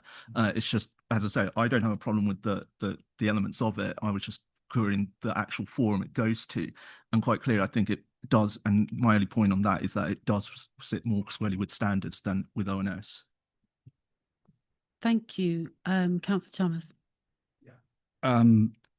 Right. I mean, I think we've had a good debate here about this, and I do understand the frustration from trying to get councillors to undertake the training. I think there's a lot of good stuff in this protocol, but I think, as other councillors have said, I think it needs to be taken back and it needs to be given more thought. I will say I'm concerned that this is so. I understand that you're trying to find a process of actually ensuring that more councillors take the training, but this is not the right way to bring this in this form to ONS and actually have us almost trying to name and shame councillors in public. It's wrong. And as others have said, I think, you know, you should go back and actually have a think about that before bringing something to us again. And I'm angry about this, because I think it's not right to have done this to us. And I think there should have been a better process beforehand. We've heard from standards, we've heard from the leaders of different groups. So I'm just saying, this is not the place for us to be bringing something like this to us where it hasn't really been thought through before. Thank you. Thank you, and Councillor Griffiths. Thank you. I just want to seek assurances that if we do withdraw this document, the compulsory training does go ahead, just simply because I've added it to my calendar. To make sure that I attend, because yes, Chair, because I'll be honest, those two dates are still going ahead, and obviously members only need to attend one of those. Yeah, I mean, I'm working for the other one, but I think the document's really good. Like, and props to Councillor Allen and James for doing it. I think there's just one element, and I think Councillor Allen, you've already suggested about withdrawing it as well to edit that particular element, but the rest of it is top notch. Councillor Allen. Happy to withdraw that element and have, as you suggested, just a list on the councillor website saying when the councillor completed the training. And Councillor Brown. Just as a matter of personal explanation, I am up to date with all my mandatory training and always have been in all the years I've been here, and I've encouraged all my group members to do it and have worked very hard to make sure that that happens. Thank you.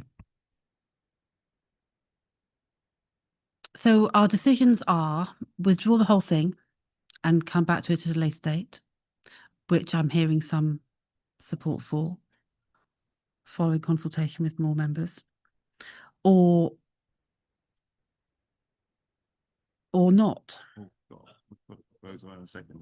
Well, we have a proposer and a seconder, so let's move to the vote on. If you recall, we talked about taking out the lines about a named list, and we talked about a high-level report coming to ONS and adding information, adding the importance of standards committee in the monitoring process. So, as that has been proposed and seconded, and we've debated, let's. Oh yeah, did you want to? Sorry, you actually summarised what I was going to ask you to do. Yeah. Thank you for that. Super. So that's where we are. and we're going to vote on that. And yeah, so let's move to vote.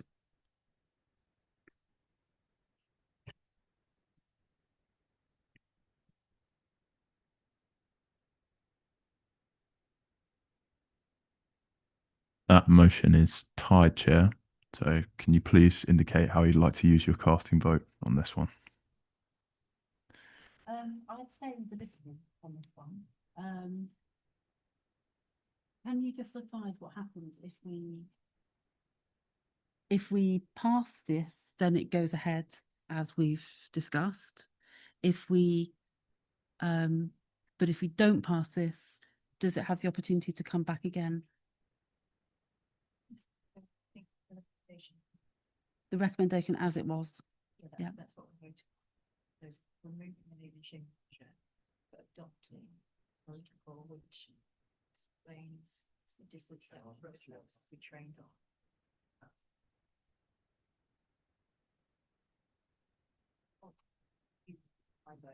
You absolutely did not. You just decided that No. right now. Sorry? Yeah. Well, but can I change my vote as I abstained in the first one? Yes, So your vote will be the deciding vote, as we have to. It's okay. She's got cause.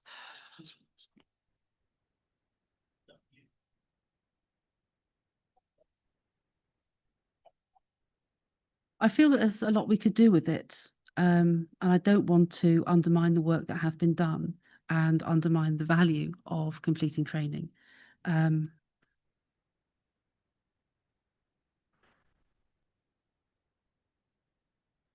But I do take on board the very significant concerns people have about this. So I'm going to vote. I'm going to vote in favour of this and pass that motion as amended with those recommendations. Yeah, so that we do. Maybe it was brought imperfectly. Maybe it wasn't the right place to discuss it. I think overview and scrutiny is the right place to discuss how we do things, but it's not necessarily where we monitor them on a on an individual basis. And so on that basis, I'm going to say that this committee has made that decision, and we've discussed it deeply, and we're going to approve that. Okay. Should we take a break? Should we take 10 minutes and come back again well, let's make it 7 minutes and come back at past. Okay, thank you, everybody. That's meeting.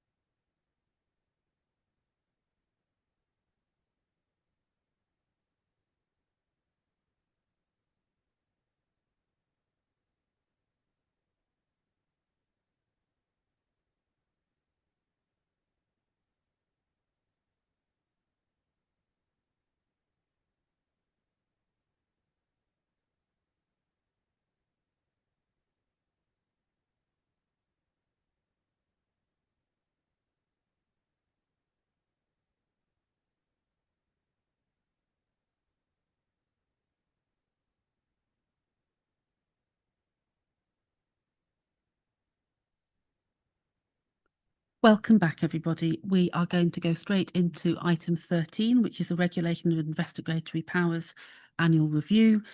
Councillor Allen will present. Thank you. Take it away, Dan.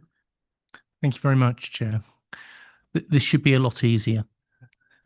This report provides the annual update on the Council's use of powers under the Regulations of Investigatory Powers Act, or RIPA, together with the outcome of the latest policy review. I'm pleased to report the Council has not used any of the RIPA powers in the past year. That reflects the very cautious approach we take. These powers are used only in exceptional circumstances and only when their use is lawful, necessary and proportionate. The policy review does not propose any change in approach. Instead, it makes a number of sensible updates and clarifications. These include clearer roles and responsibilities for officers and members, updated guidance on online investigations and social media, a clearer explanation of the relationship between RIPA and the Investigatory Powers Act, and strengthened wording around record keeping, joint working, and training. Overall, this is about ensuring the policy remains clear, robust, and up to date while maintaining strong governance and appropriate oversight. The committee is therefore asked to note the report and recommend the amended policy to Cabinet for adoption. Thank you. Do we have any questions on the report? Councillor Ward. Thank you, Chair. Just to note, for its onward use, I think there is some sort of formatting error. I was going to use every word. On page 141, the big sort of circle box bottom right on the flow chart has gone horribly wrong. There is a similar flow chart a few pages later that has the right version in. Just if, in case this is going to get formally approved somewhere, that needs fixing, I think. Thank you very much for bringing that to our attention. It's nice to know some people read their papers. Any other questions? I think as this one does reflect a wording changes, bringing things up to date with parallel legislation and no particular policy change, that there not being questions is not unreasonable. We can move swiftly to adopt this if we move to the vote. So the recommendations here are, well, we're simply noting 2.1, we note the contents of the report and recommend to Cabinet that the adoption of the amended RIPA policy, which is Appendix A in your sheet. So can I have a proposer? Is that you? Yes, I'm happy to Thank propose. you. Jumping. Thank you, Councillor Claydon, and a seconder, please. Would anyone like to second that? Thank you, Councillor Ward. Okay. Are there any, is there any debate on this? Appears not, then we can vote, please, now.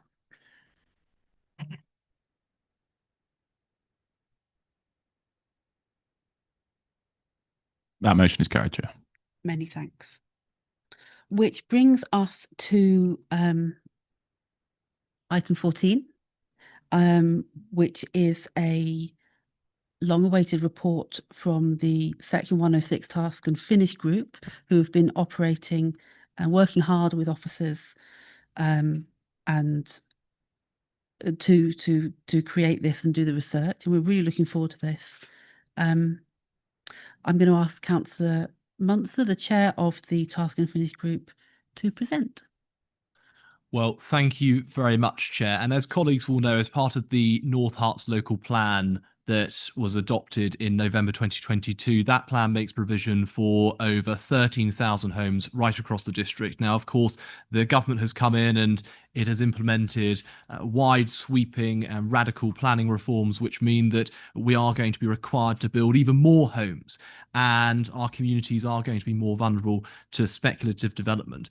But as part of that local plan process, a number of the developments which have been erected and of which are currently going through the planning process, there are concerns of communities, including the communities that I represent, that actually we are not delivering the right infrastructure for those communities. And that's absolutely crucial, because if housing development, if infrastructure doesn't accompany housing development, then we are doing a disservice to those communities, and we are actually putting those communities on an unsustainable path for the future.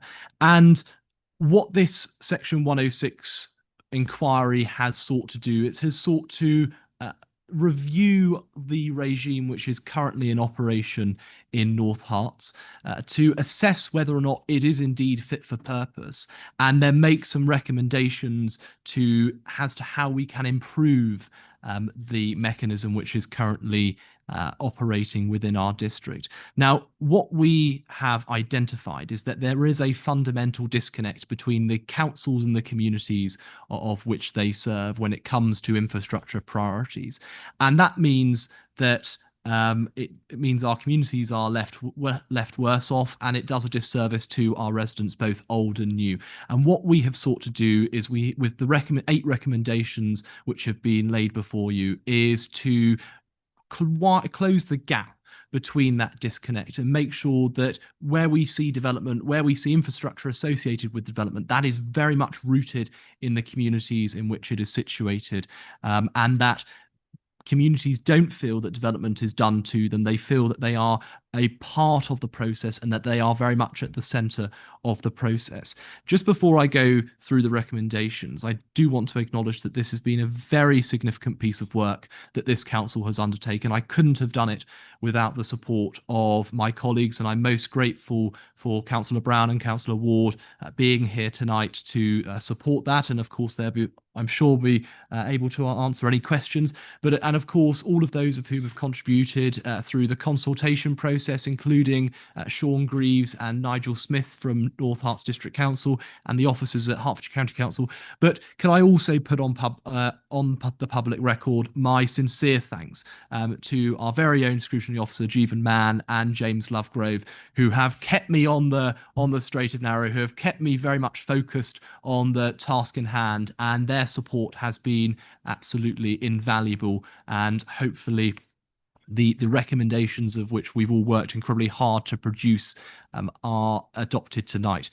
As colleagues will know, this is a very broad area of policy, and what we have tried to do is make sure that we're taking very much a targeted approach, a very focused approach, and that's why we've got 8 very well reasoned, I would argue, recommendations here that really get to the crux of the matter.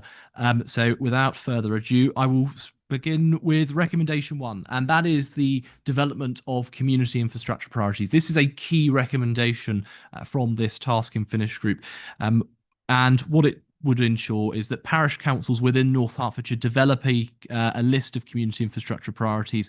In our unparished areas of the district, we recommend that it is community forums that take on that task of developing those community infrastructure priorities, and that we recommend that work is undertaken to investigate the feasibility of formalising this process as part of the North Herts local plan review, which is currently in the planning stages. Now, I'm very grateful for the responses which the service directors have provided, and they are, of course, listed within the document itself, but I'm very happy to take any questions on that at the end. Our second recommendation is the utilisation of community partnership officers. One of the issues that we have identified is that parish clerks don't have the resource or potentially the time to take part fully within the Section 106 process, and that this authority does not provide clear guidance or assistance as to how communities can get the best possible outcome from developer contributions.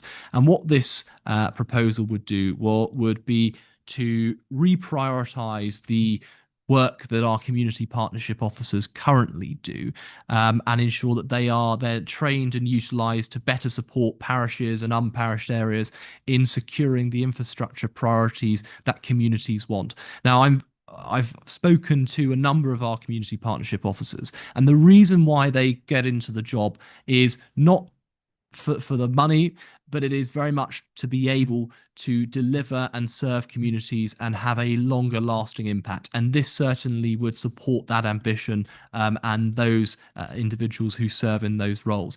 Now, I do note the comments of the service directors with respect to this. We did assess where best this support could be given to our parished and non-parished areas. There was a concern that if the responsibility was placed on the planning service, then that potentially would have an impact on the planning service impartiality.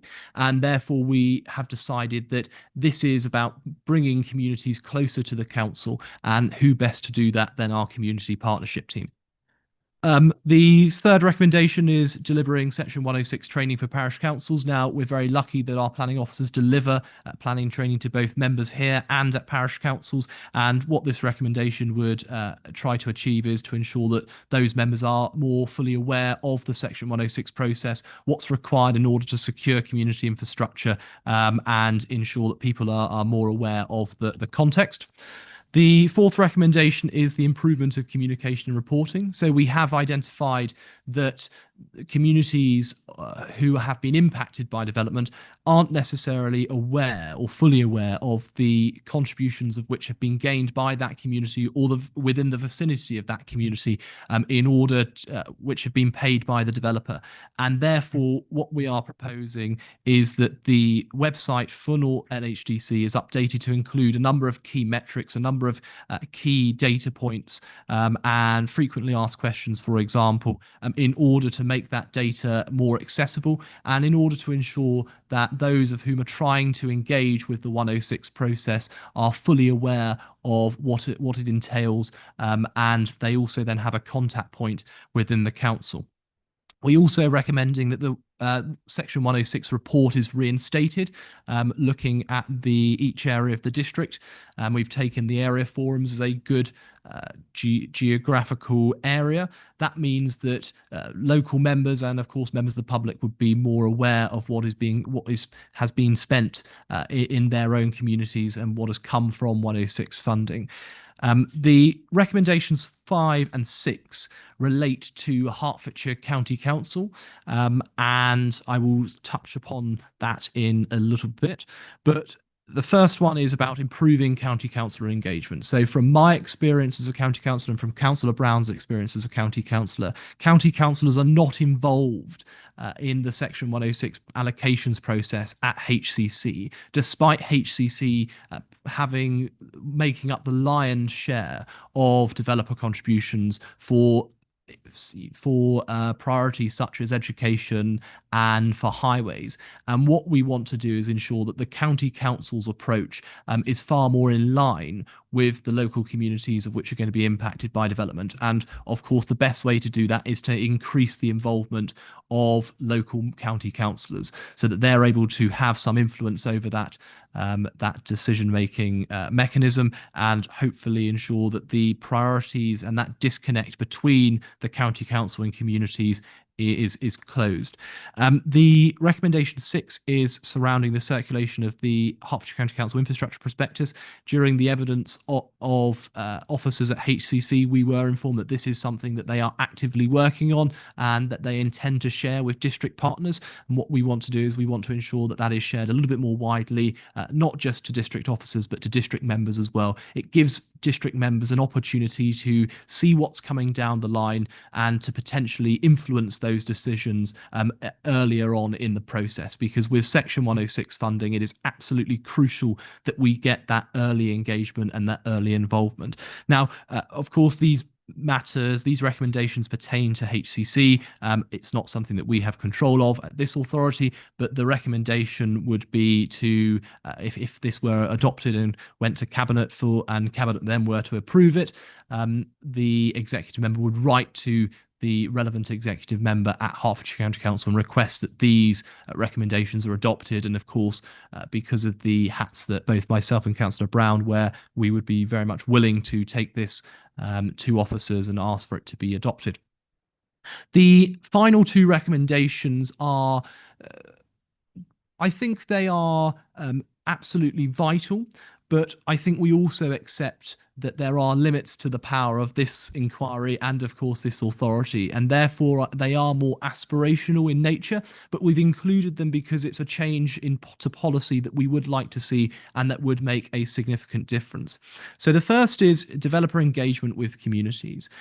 Far too often we do not see that early community engagement, and it means that developers are bringing forward proposals that aren't necessarily rooted in the communities where they are proposed.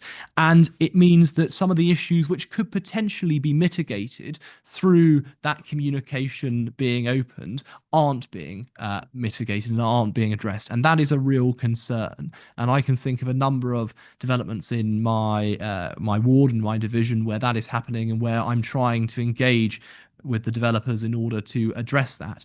But what we want to see is we want to see developers taking a more proactive approach to community engagement to ensure that, as I said earlier, communities don't feel that development is being done to them. They feel that actually the communities and the residents themselves are very much at the centre of that process.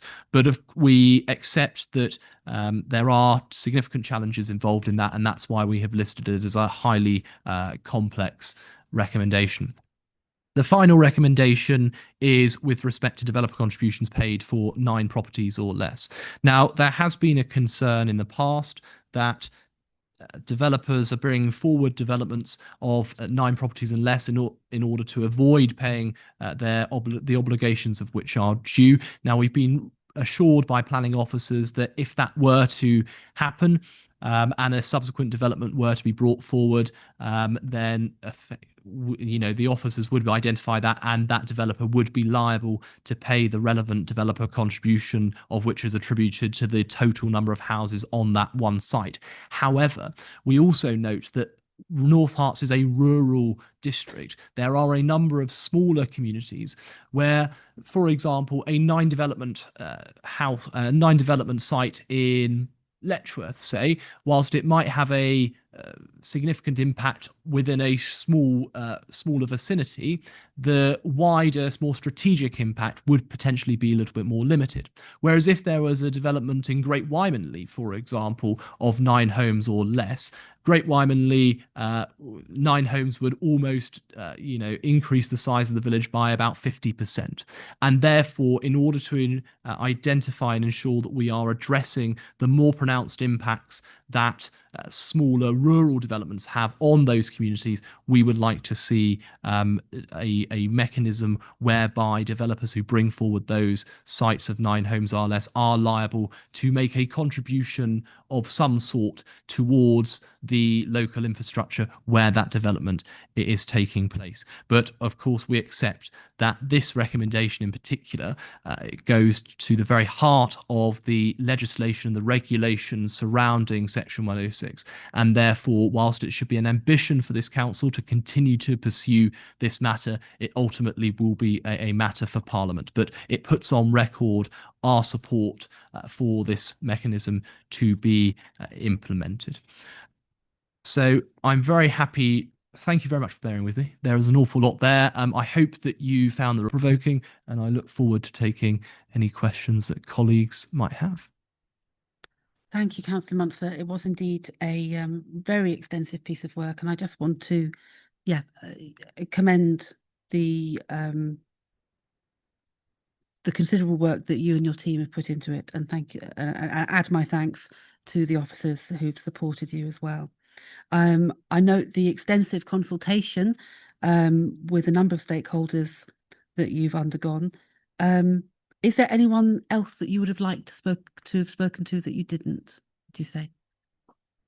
That's a very good question, and I certainly think it's the first time that this authority, well, first time in a long time that this authority has undertaken a task and finish group. And certainly, once we've got these recommendations out of the way, I think that we should be doing a lessons learned and looking at what went well and what didn't go so well, so that, you know, whether this authority takes forward another task and finish group or the new unitary authority takes forward, that we have that experience to hand.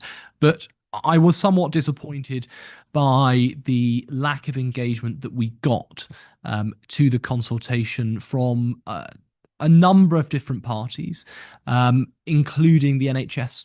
I think one of the key concerns that is probably raised with everyone in this room when you're out knocking on doors is very much about, well, you know, all of these homes are going to be built, but what about the GP surgeries? You know, I already struggle to go and get a GP appointment, and adding 1,000 odd people to the community isn't going to help that. It's just going to exacerbate it. But of course, I think we've also got to acknowledge that the Integrated Care Board is undergoing a significant restructure, and therefore resources are severely limited. But that's potentially something that we need to look at and we need to keep under review, and potentially some unilateral engagement could occur with the NHS. Thank you. Are there any other questions for Ralph? Councillor Dennis. Definitely going to frame it as a question. I think there's a lot of reference, certainly in the earlier firstly, thank you very much for the hard work that's been put into it by yourself, by members of the Task and Finish group, and by the officers that have supported. I think the length and the detail of the report that we've been provided with, and the evidence and the questions that have been considered, really do demonstrate the value of this type of work and the commitment of everyone at this authority. There we go. Nice thing done. Quick question, Ralph. There's certainly in the early recommendations, there's a lot of reference to the role of community and partnerships officers, and the work that they would need to do, the upskilling that those officers would need to do. Did the Task and Finish group also consider the upskilling that could be provided to members of this authority, members of parish councils, and the supports that could be provided to parish council clerks to assist in implementing the outputs of certainly recommendations 1 through to 3, and effectively spread the load more evenly? Thank you very much, Councillor Dennis, for that question. And I think you raise a really important point there. And ultimately, what it goes to is about making sure that everyone is playing their part. Because if we are seeing limits in from one individual, then of course we're not going to be able to get the best possible outcome for everyone. Now, as I mentioned earlier, we looked very closely at the community partnership officers, and we accept that in order to address this problem, and in order for them to provide more support to our communities in this way, we are going to have to see reprioritization. But I think that on balance, this is something which is going to be absolutely vital to our communities, because we are here not just for the here and now, but we're here to ensure that we've got a sustainable future, and we want to live, and we want our residents to live in sustainable settlements. And that's why I think it is very much a worthy cause to divert that focus and to put that focus on to supporting Section 106 and developer contributions. With respect to your question about the role of members, absolutely. And we, as you know, we've discussed it previously this evening, training is absolutely vital. The Section 106 training, of which is recommended in Recommendation 3, certainly one would also envisage that to be offered to district councillors. And part of the improvement of the communication and reporting with district members is about making sure that they are more aware as to what is going on, what the Section 106 process looks like, and how they can best influence it for their communities to get those best outcomes that we know that everyone wants to see. Thank you. Councillor Pooplesingham. Thanks, Chair. Having previously had chastised Councillor Monser about his attitude toward training, I'm actually going to be complimentary about the work that's gone into this report, because as many have already alluded to, this is an area that many of us will recognise, and the recommendations broadly are things that I'm sympathetic to and find quite relevant and important overall. So that's well done. My question's pertaining to the recommendations 2 and ancillary 3 broadly, and again focusing on the proposals for the community partnership officers. Did you speak specifically to the community partnership officers at council, and did they express a view as to how willing they would be to undertake a new role that encompasses planning and to take on the training obligations that that would entail potentially? Thank you very much. And I'm going to be a little bit wary as to how I answer this question, because I don't want to betray any confidences and conversations that I had within the team.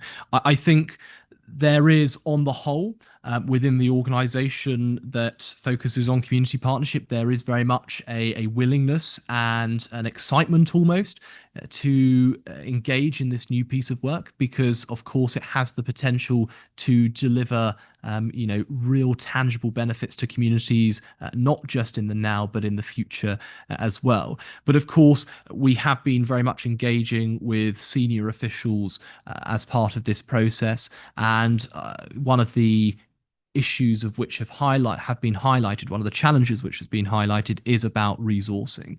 And of course that is going to require reprioritization. Should this council deem that improving community engagement to deliver better outcomes for Section 106 with Section 106 contributions is a priority. Now, I would argue it is.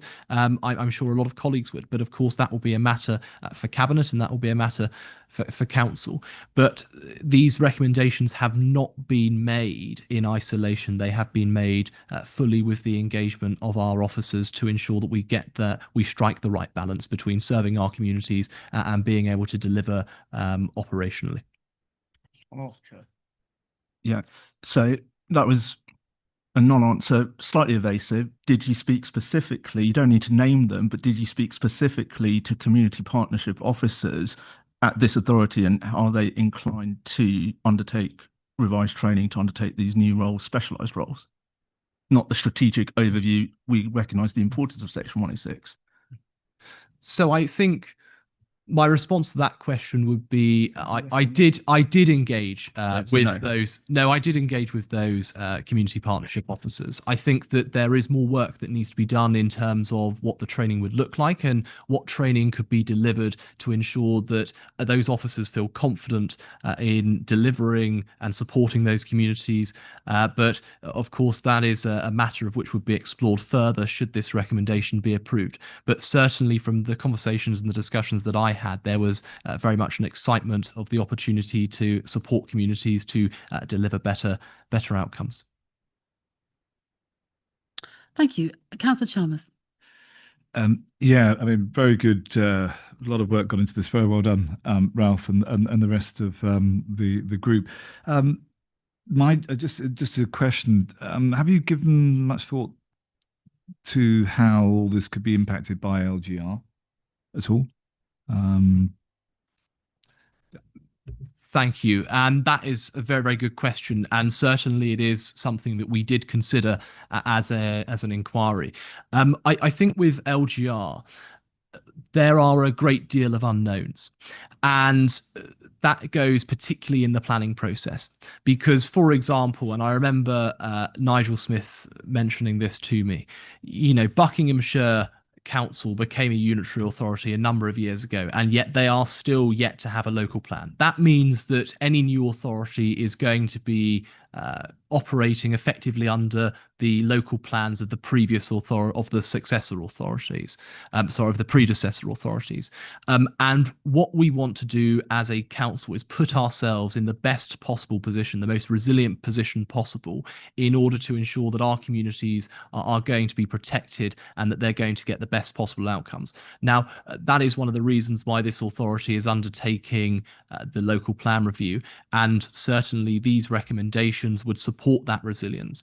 Now, we also have to consider that with whichever way you slice the cake, there are different authorities within Hertfordshire operate under different developer contribution mechanisms. We've got some who operate under SIL, and that's something that we considered, but we discounted for the reasons which are stated in the report, and some which operate under the Section 106 process. But hopefully, these recommendations, and I don't think that any of those authorities have undertaken such an extensive review of the developer contribution process in any part of Hertfordshire. So hopefully what this report will provide is that resilience to our communities moving forward, but also a strong foundation on which a new unitary authority is able to build upon. Councillor Clayton. Thank you, Chair, and I'll add my thanks to the Task and Finish Group and supporting officers for their work on this. With regards to the unparished areas of the district, there's a suggestion that the community forums could fill essentially the role of identifying suitable and prioritising suitable projects for Section 106 money. I guess along the lines of the earlier question, I was just wondering whether the Task and Finish Group engaged with the chairs of those area forums, and because I do note that some feedback from officers that may not possibly be the appropriate forum, and was any alternative considered for the unparished areas? Thank you for that question, and the short answer is no. The area forum chairs weren't consulted, but there has been an awful lot of thought put into how best in those unparished areas can we ensure that we have democratic leadership. Parish councils, as we know, have a democratic mandate, and they are the closest level to the community, and that they are far easier authorities for the district council and the county council to engage with because they are a statutory consultee. In those unparished areas, what myself and my colleagues were very, very keen to do is ensure that our unparished areas, our towns, aren't left behind. Whereas we have, parish councils which would have an awful lot of resource, would have a lot of time in order to dedicate to this. We don't want urban areas to suffer, and we want to make sure that they are placed on that equal footing. That's why we considered the area forums the best mechanism in order to deliver the community infrastructure priorities, because of course not only do we have those elected district councillors who have a democratic mandate, but equally we have members of the public who are able to attend those meetings, who are able to partake fully in those meetings and make suggestions and scrutinise the decisions of which are being proposed. So hopefully that is something which all of those members who represent areas in unparished areas would be willing. It would be a baton they would be willing to take on. But of course, I'm most welcome for sort of any better suggestions as to how we could deliver that for our unparished areas, because we can't leave them behind. I'm going to pop a question in now myself. I notice that some of the responses talk about the complexity of the Section 106 application process. What the remedy that you've offered is simply training for how to use that existing process. Are there any levers we can pull around modifying the process to make it easier, full stop, rather than simply training people to handle it better? So, as you know, the Section 106 process is quite clearly set out in policy at both this authority, but ultimately that policy is governed by Parliament. And unfortunately, we don't have that power to amend or to change those regulations. We would have to look to our local MPs to do that.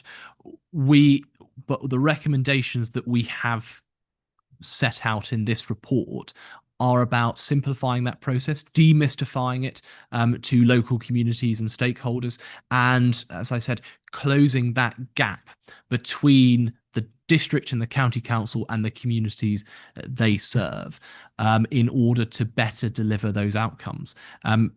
Of course, with respect to recommendation 8 in particular, which speaks to the developer contributions paid for developments of 9 or less. That's quite clearly a position that, if adopted tonight, this council would support. And I'm sure that there are a number of different mechanisms that we could use in order to get that on the radar with government, whether that be writing to members of parliament, writing to ministers, or the leader or the executive member engaging with them at party events, etc.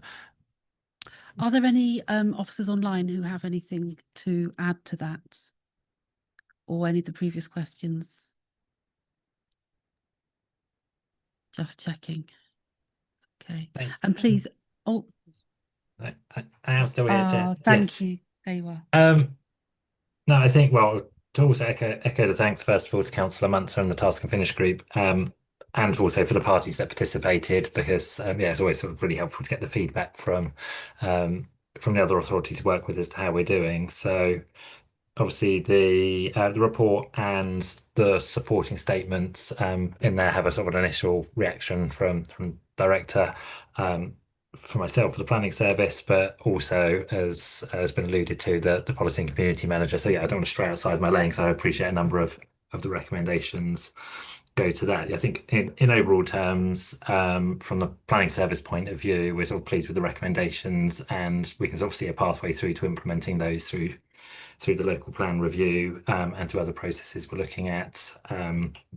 Councillor Munster again has alluded to that, the sort of importance of having a firm footing as we head into LGR, that we can hand over. And yeah, I have some sympathy to your last question and the points Councillor Munster raised. Yeah, we appreciate there are complexities there for parish councils in terms of submitting requests that are in compliance with regulations, having named projects that they can attribute a reasonable idea of costings to. We appreciate that's a big ask. So yeah, we will be looking at ways we can work with them to help simplify that, particularly under the new planning making system, where there's opportunities around sort of neighbourhood priority statements, as they're called, which we hope is a slightly simplified way of helping parish councils articulate the priorities in their areas that we can take forward.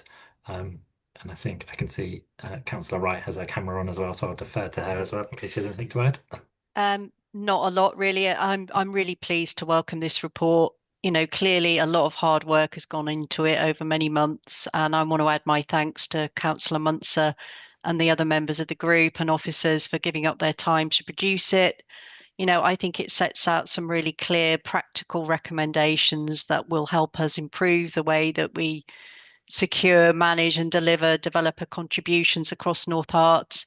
I haven't been involved in the detail of the report, but I am really encouraged by Nigel and the officers' responses. I think they show genuine engagement with the group's findings, and so I think there is a shared commitment to being more transparent, involving communities more, and making the whole Section 106 process work better. So yes, thank you very much to all concerned. Lovely, thank you. Councillor Dennis, you have a question? Yes, thank you. I'm so glad that we've got Nigel Smith on the call this evening. I'm going to move us to the slightly more techie parts in recommendations 7 and 8, and it might be something that Nigel is possibly best placed to advise. On recommendation 7, obviously we already have the statement of community involvement that sits alongside planning applications. And I was just wondering, Nigel, if you could advise how recommendation 7 would take things beyond what is currently required, and confirm whether or not this is something that is currently within this council's powers to work with, or if it is, as Councillor Munster has indicated, in some potential places, something we need to take forward in terms of lobbying work. And then on recommendation 8, we know that viability assessments are very much a dark art in the planning space. How practical, in your view, would a policy like recommendation 8 is suggesting be for us to implement and avoid appeal challenges at committee if we proceeded with it?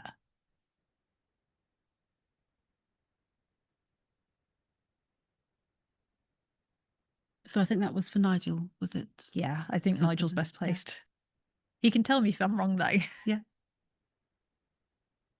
Has he dropped it? Ah, he's dropped off the call. Oh no. Oh no, he missed that. Councillor Munster, do you have any thoughts you'd like to add to that? I shall try my best to do my best impression of being a planning officer here. But I think you do raise a very valid and legitimate point, Councillor Dennis, particularly with recommendation 7.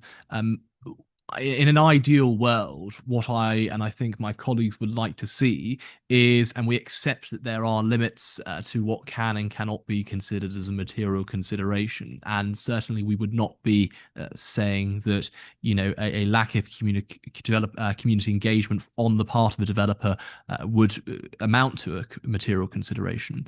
But it should potentially be a factor of which is weighed when looking at the planning balance. Now, of course, that is a policy of which I would like to be implemented, but of course I accept that within the regulations which Parliament have set out, that is not something of which it would be lawful, and therefore that's something that potentially would need to be taken away. But what we should be striving for is we should be striving for a gold standard of developer engagement with our communities, building on the work which was done with the Statement of Community Involvement back in 2023, and of course keeping that up to date, because as we all know, the planning sector is constantly evolving, it is constantly changing, and therefore we need to ensure that policy is moving and changing with it. With regards to your second question, please would you be able to remind me? I'm told that Nigel is online again now, if you'd like to pick that up instead. Would you like, you maybe need to repeat the question for him. Yes, then. you might need to repeat. Sorry, Yeah. having been here all evening, the connection dropped at just the wrong moment. Just the wrong moment. Yes. No, So that's apologies, Councillor Dennis. That's absolutely fine, Nigel. I was flattering your technical knowledge and skills as a wonderful planning officer. The summary is on recommendation 7. How does this go beyond the current statement of community involvement? And then on recommendation 8, the query is around viability assessments, the challenges that we face. And then I think on both of them, as Councillor Munster certainly indicated on recommendation 7, the materiality and how we weigh and approach these when applications come forward, either to planning committee or are dealt with under delegated authority, to ensure that we avoid appeals risk. Yeah, so certainly in terms of developer engagement, as we've put in the service response, we do have certain validation requirements that so draft legal agreement is required to validate all major housing applications, and for developments of 50 or more, then a scheme specific statement of community involvement has to be submitted with the application to demonstrate how they've taken community views on board in terms of developing that particular scheme. Unfortunately, yeah, we can't mandate that things like pre-application engagement have to take place as a planning consideration, but obviously we can continue to use those tools to encourage it. I know the County Council in Fens have previously tried to rally some support behind a developer charter, which aims to sort of encourage people to up their game effectively all across the board, and community engagement is one area of that. So those are the sorts of routes, I think, sort of voluntary charters with developers where you can try and get a little bit of traction.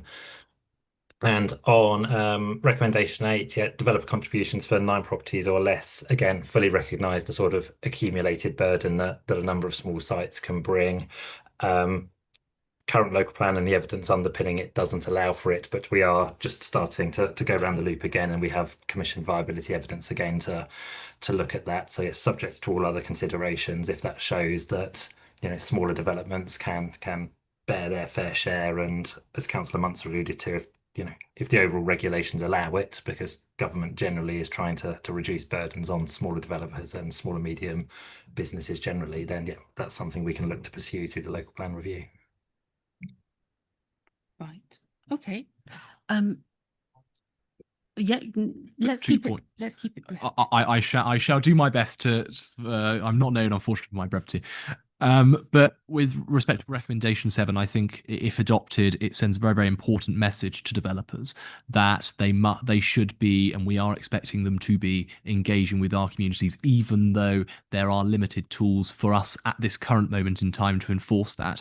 And with respect to recommendation 8, again, it sends a very, very important message that we recognise, particularly within our rural and our small communities, the burden that those smaller developments place on them. Thank you. Councillor Ward. Thanks, Chair. And I was probably just try and provide a bit of colour to some of the questions that people have asked. Obviously, been part of the group working on it with the other councillors and Jeevan and the rest of the team as well, who put a huge amount of effort in. The question I think related to 2 and 3 around, are we changing the process? We did, as part of the working group, discuss a big change, which was SIL and to whether slay the dinosaur of Section 106 and go for SIL. And I personally, I came into it thinking, well, that's a no-brainer, isn't it? What are we doing with this Section 106 malarkey? And we had a long and fact-based discussion about that, got lots of inputs from officers and things, and concluded that actually on net benefit is to keep what we got but make it more effective. So that's why some of the recommendations in the early section are to try and improve that. So when you look at recommendations 1 to 4, what they're really trying to do is, I've seen this on both sides with the parish council hat on as well, just a lot of people feel that they kind of miss out on the opportunities available for local infrastructure and benefit through this process. So with a combination of more transparency around the process, more skills for people involved in the process to be able to contribute, and more preparedness from local groups to get the inputs ready, I think we can try and help make the existing Section 106 process better. And probably on the last point, Councillor Buncher mentioned around the developer engagement on recommendation 7. I think for me the key point in that is not only to say have they done it? Yes, we all know they have a process to follow and they go and tick the box. One of the key things in that is to actually ask developers to highlight what's actually been changed as a result of the public consultation, apart from ticking a box that says they did some consultation. So for me, that was one of the key things in there. But hopefully that gives a bit of colour to some of the debates we had in the group. Thank you. Any more questions? Councillor Clayton. Thank you, Chair. Just quickly about the consultation. I haven't counted up the responses and done the division, but I was just wondering what the response rate was like overall, whether you were sort of satisfied with the level of engagement that you had with the consultation, and whether the suggestion from, I think, the loan developer who responded to have a standardized sort of template agreement is something that was explored and considered viable. So I was very keen, and my colleagues were very keen, to ensure that we received a wide range of views and anecdotes with respect to how the system currently operates in North Herts. I think when looking at the levels of engagement, I think we were all somewhat disappointed, although we acknowledge that this is not necessarily the most exciting topic that we could be looking into, but nevertheless, it is an incredibly important one at that. And I think with everything in the planning process, particularly when you're engaging with parish councils and, individuals, people feel that the planning system is working against them. They don't feel that they have a voice. And I think, unfortunately, and I don't mean to make a political point here at all, but I think that with the reforms that we're seeing from government, that feeling is only going to get worse. And therefore, people do not necessarily understand fully the importance that sharing their views, that sharing their experiences has in trying to shape a better future. And we were very keen to ensure that we got that as much information as possible. And actually, we went out again to consultation because we weren't satisfied with the response rate. But hopefully, if people see these recommendations being adopted, if they see the council listening actively and actioning on their concerns, then moving forward in the future, when this piece of work is picked up in a new unitary authority in a couple of years' time, then people may feel more inclined to engage with it because they can see that there is a direct correlation between what they have put in, have submitted as part of a consultation process, and the recommendations and the policy actions that the council adopt in response to that. And on the point that was raised. Oh, sorry. With respect to the submission from the developer, I think we did look quite closely at what that sole developer was saying. Although I think it was disappointing that we've got a number of active developers within North Hertfordshire and only one responded. But that potentially is a point that planning officers could take away unilaterally to see if any improvements could be made. But what we were primarily focused on was ensuring that communities are getting the best possible outcomes through this process and closing that gap. Thank you. I have one more. Councillor Brown? I just wanted to make a few comments as a member of the Task and Finish group. Particularly wanted to relate to what Councillor Ward was saying about parishes. And there've been some questions around the recommendation to engage community partnership officers in this process. And I think they are it is a good idea if they have capacity and if we can resource them and train them to do so. They are the ones who understand our communities, who are involved with our community groups, and I think they can act as a conduit between the planning department and the local communities and parish councils where they exist, because there's this disconnect. And I think the issue is planning officers are not community partnership officers. They're not people who are out in the community networking with community organisations. I don't know exactly what all the community partnerships officers do, but certainly in the Royston area, our partnership officer is out and about meeting community organisations. She's got her ear to the ground. She's hearing what they're saying, and is in a position to act as that conduit. And that's the issue. So although there are complexities around the S106, I think the main issues are actually not that complex. It's about the timing of when you make your request, and it's about what are the priorities of that community. And there are so many examples where people have come in late. I would have liked some money for this.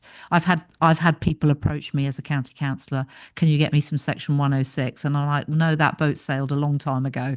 And so it's around those things. So it's getting that list early. It's finding out what those priorities are.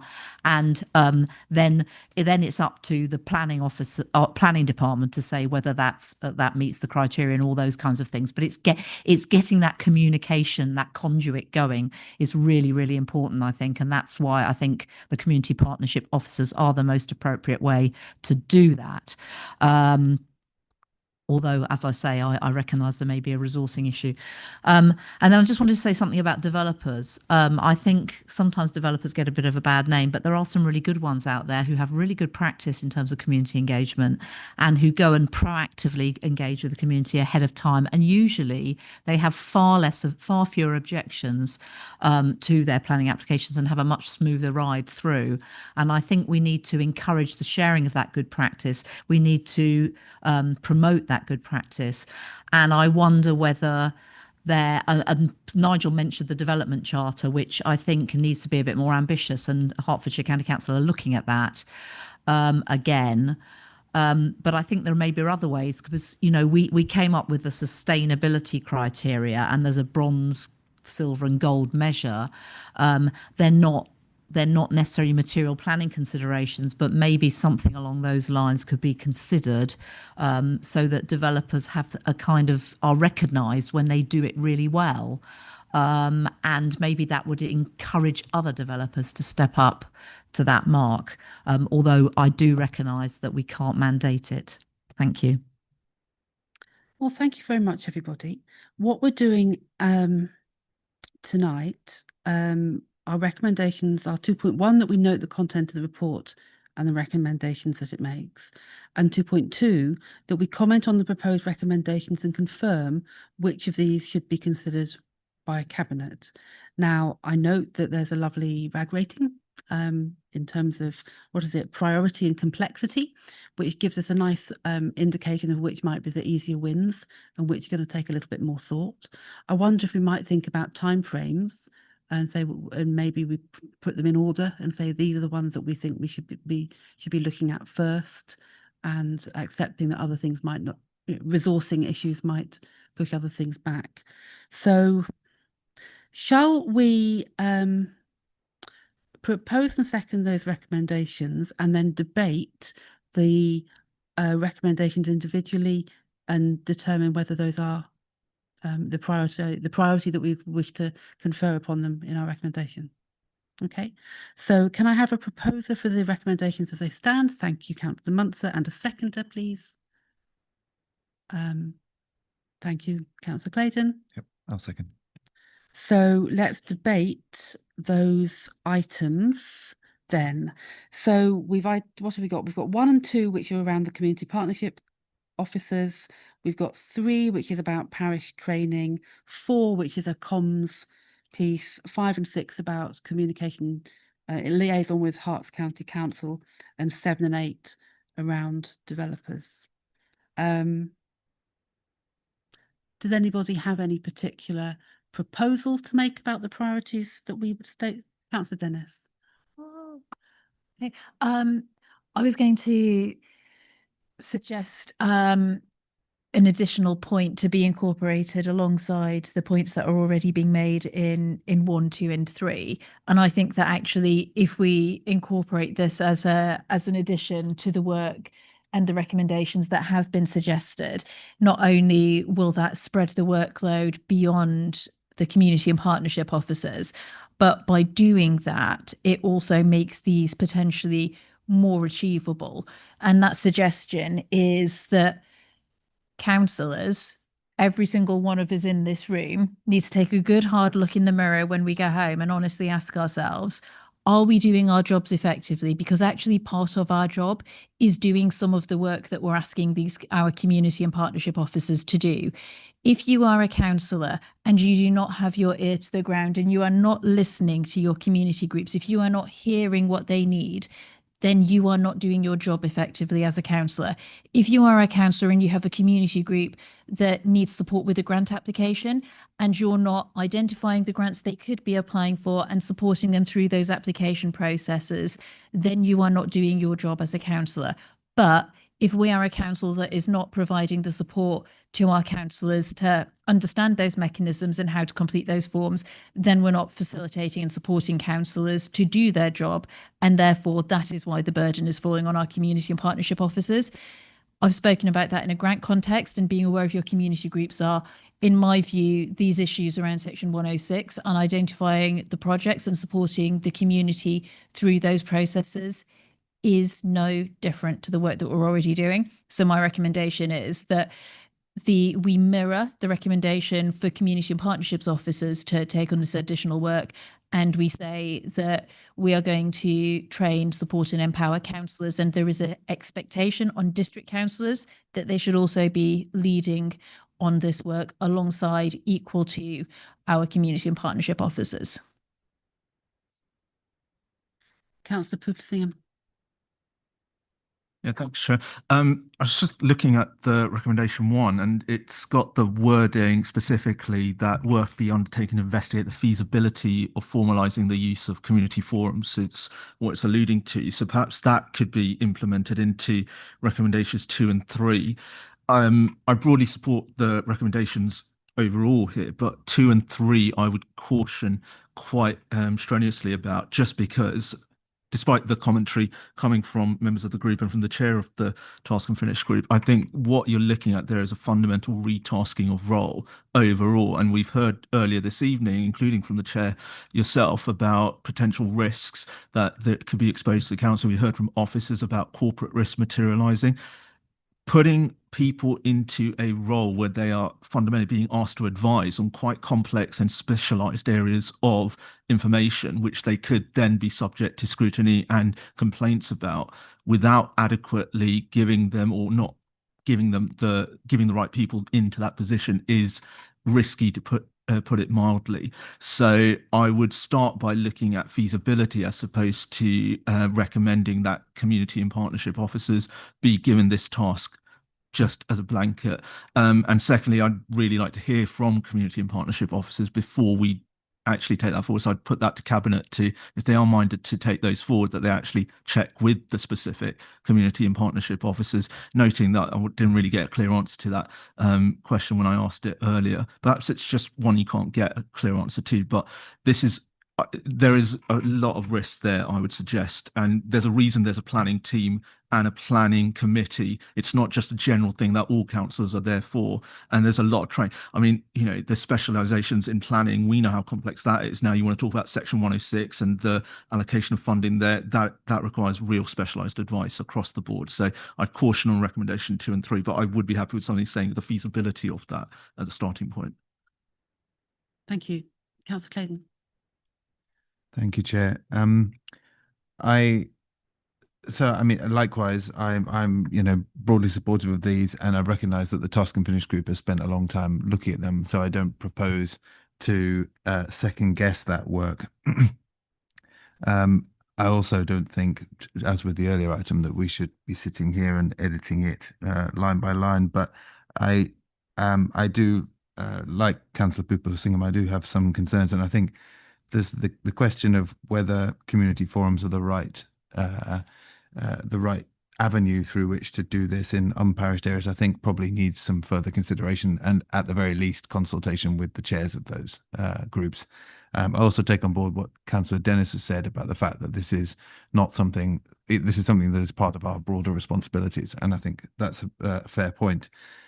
So, I mean, members of community forums will therefore have it as part of their remit in that sense anyway. So I think there are some sort of caveats to my support, but I think it's great to see these spelled out with responses, set in context, with priorities and complexities spelled out.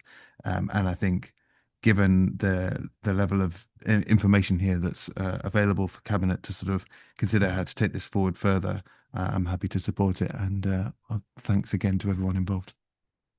Super. Councillor Munster. I'll just pick up on a couple of points from colleagues, because firstly, I think Councillor Dennis raises a very, very crucial point here. You know, if we're not doing this work as councillors, then we're not doing our jobs properly, and we're not serving our communities as people rightly expect. I think recommendations 1, 2, and 3 are intrinsically linked together, and they are interlinked because if you have the development of community infrastructure priorities, it means that when an application is submitted which qualifies for developer contributions, there is a very short window in which statutory stakeholders such as parish councils have to respond to that consultation.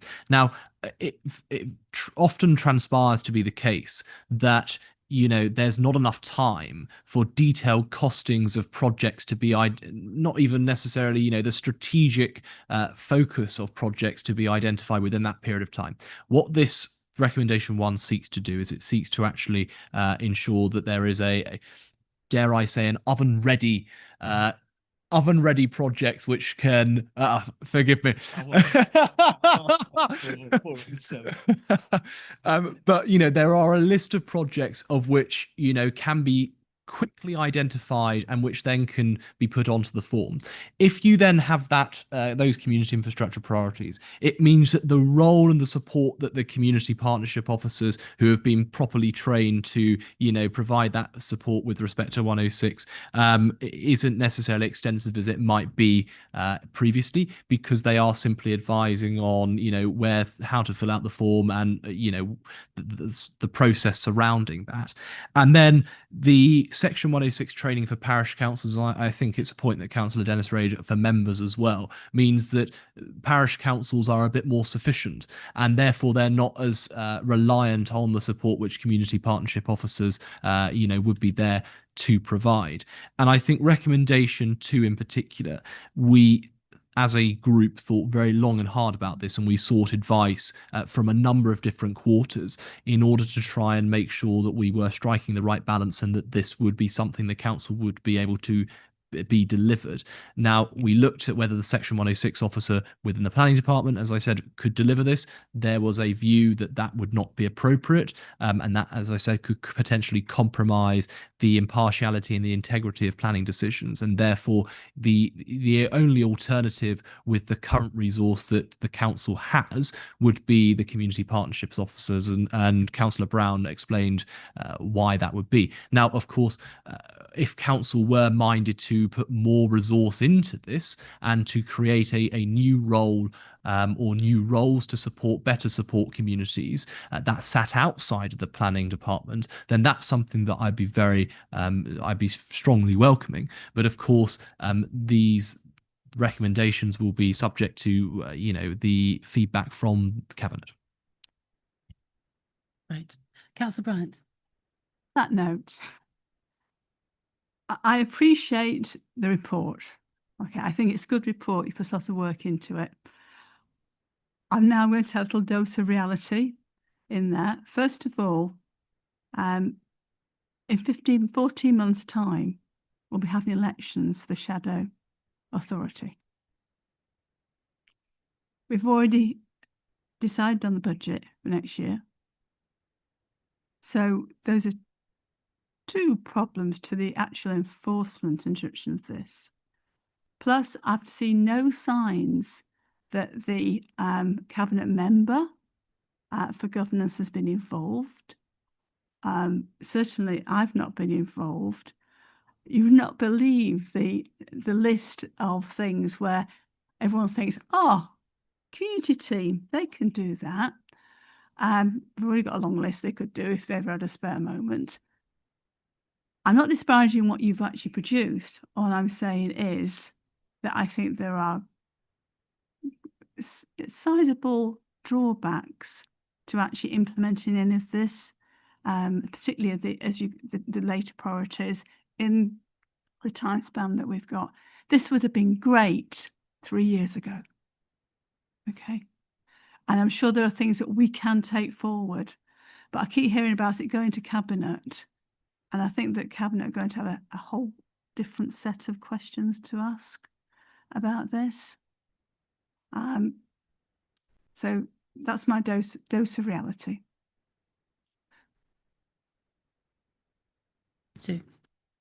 Thank you very much, Councillor Bryant, for that feedback. I think that the 2 key points that you raised, the first one with respect to resource, I accept that this authority last month adopted the budget, and I equally accept that, under the government timeline, or on the government timeline, this authority is set to be abolished in 2028.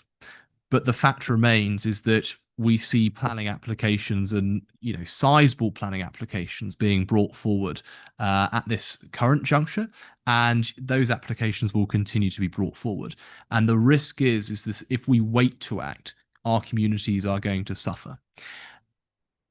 I acknowledge that there are challenges to implementing this recommendation, to providing that additional support to our communities, but I would submit that the challenge is not insurmountable.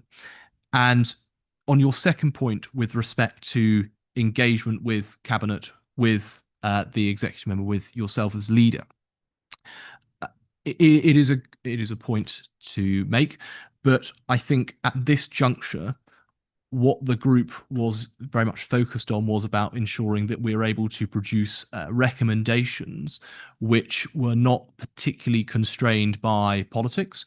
And actually, we worked very, very efficiently and very effectively on that cross-party basis.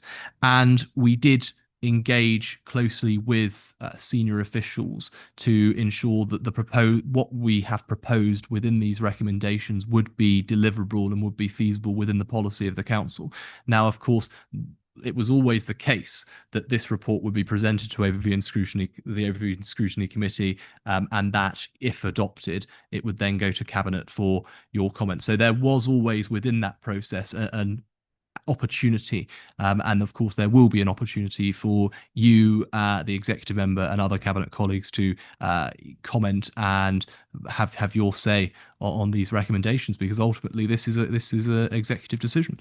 It is not something, unfortunately, which will go to council.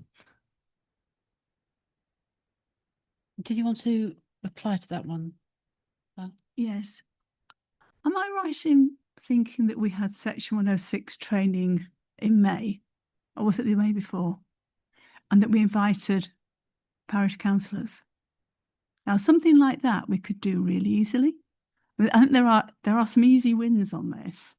I think you just got to actually think about the easy wins. And if you think that what seems like an age ago, at the beginning of this meeting, I talked about there being nothing new being put in because of the capacity, because we're about to go through LGR. But I think if we actually look at the easy wins, and you talked about at cabinet member level to start off with, I think then you'll get something out of this. So for me, one of the easy wins is recommendation 4, improving the information about it, making it much more transparent, and that appears to be something that's already underway. So I don't think there's any controversy about recommending that one. Are there any more comments or debate around the specific recommendations that are made in the report? Councillor Dennis. Yes, so unsurprisingly, given the questions, I know that it's coming from a good place in respect of recommendations 7 and 8, but those to me sit as purely aspirational. As Councillor Brown has indicated, the Hearts Development Charter does do something in terms of setting a bronze, silver, gold standard for developers to work towards. If you go on the Hearts Growth Board and you do a quick Control F on the Development Charter, the word engagement comes up a grand total of once in that document, and the community engagement pledge is only in respect of major developments. So absolutely, I think that recommendations 7 and 8 in an aspirational world make complete sense given the challenges that our communities face with windfall sites and pepper potting. However, as Nigel indicated in his advice, the current framework in terms of planning regulations nationally will not enable us to do that, and it will be a well-meaning nothing if we take these recommendations forward. I wholeheartedly agree. And I think that while there are still conversations going on in other places down the A1 in a southerly direction about the future of planning regs, we should all be working with elected representatives to that other place to bring forward the changes. But I don't think I can support recommendations 7 and 8 as things that are absolutely practically worth us throwing time, resource, thought, and probably risk as well from a planning committee perspective at this point in time. 100% agree. I think that they need to be done. I just don't think that we as an authority are able to impact and effect those changes at this point in time. Any more debate on those items? So we are considering the recommendations that we've note the content of the report and the recommendations, and that we comment on the proposed recommendations and confirm which of these should be considered by Cabinet. So I've taken a few notes and I'll just summarise what I think our comment on the recommendations should be if this is, as it goes on its journey. We've talked about upskilling and supporting parish and district councillors as well as staff to support Section 106 applications in the community alongside any other officers that get that. We should be aware of the capacity of the community partnership officers, changing their role, and ensuring that that is feasible and that it is consulted in advance. Consulting with the chairs of the community forums to see what they say, how they feel that could be, that, for example, the priority lists could be drawn up through that medium. We identified, I think, that the priority lists are really important and we should be doing that. However we achieve them, and whoever's doing that, we should be looking to be drawing up lists of priority projects for our wards.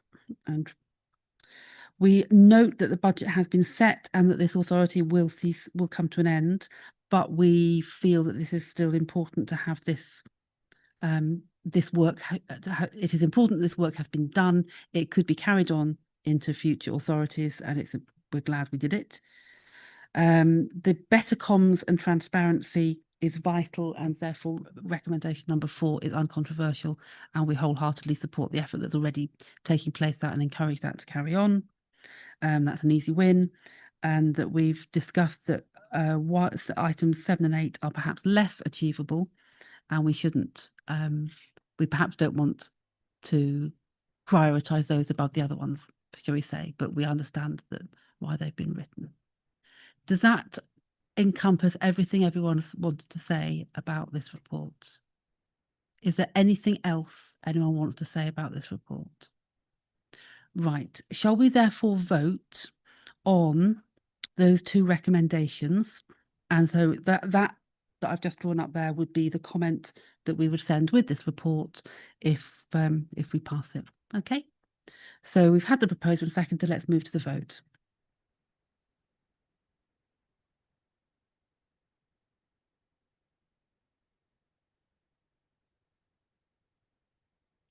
That motion is carried, Chair. Many thanks. Super. Right, our last item for the evening then is the overview and scrutiny work programme, and I will turn to our scrutiny officer, Jeevan Mand, to present. Good evening. The decisions from the previous meeting are attached at Appendix C to the report. LGA Corporate Peer Challenge follow-up recommendations were approved at Cabinet at their meeting on the Tuesday, 17th of February. The additional recommendation identified at last scrutiny meeting to note the decisions and monitoring log was missed, but will be incorporated in the next cover report. The work programme is attached at Appendix A to this report. As always, if members have any specific questions they want to address, either as part of the report or by officers at the meeting, please provide these in advance so that we can share with the relevant officers and executives, and a detailed answer can be provided. The full plan, which was a snapshot on the 13th of March, has been attached as Appendix B to the report. Updates are on the website. As Councillor Winchester said, scrutiny training will be taking place on Tuesday, 12th of May, 2026 at 7 p.m. And that will be we'll cover not just the general scrutiny training, but we'll be doing the work programme development for civic year 26-27. So do come along. That's all. Thank you. That was so if you remember last year, we got together in a room and we played with pieces of paper and talked about our priorities, and I thought it was a really valuable discussion. It was really engaging. So yeah, I absolutely encourage everyone to come along to that. We will invite anyone that might want to be involved. It's not limited to the people who are currently on this committee. It can be extended. So we'll be doing that. And as I said initially, let's please think of ideas in the meantime and consider what you might like to bring to this committee. Does anyone have any questions about that or anything to comment on? Okay. And you'll see the recommendations that we're going to prioritise topics for inclusion in the work programme, and we've considered that. And that we're going to suggest a list of items to be considered at the meetings in the coming civic year, and we're going to do that through the meeting, and that we have got the tracker at the bottom as well, Appendix C, that you should have seen as well, that is regarding the Corporate Peer Challenge. Okay. Can I have a proposer? Thank you. Councillor Clayton. Happy to propose. And a seconder. Thank you, Councillor Ward. Is there any debate on this and any comments people have to make? Shall we move to a vote? Thank you.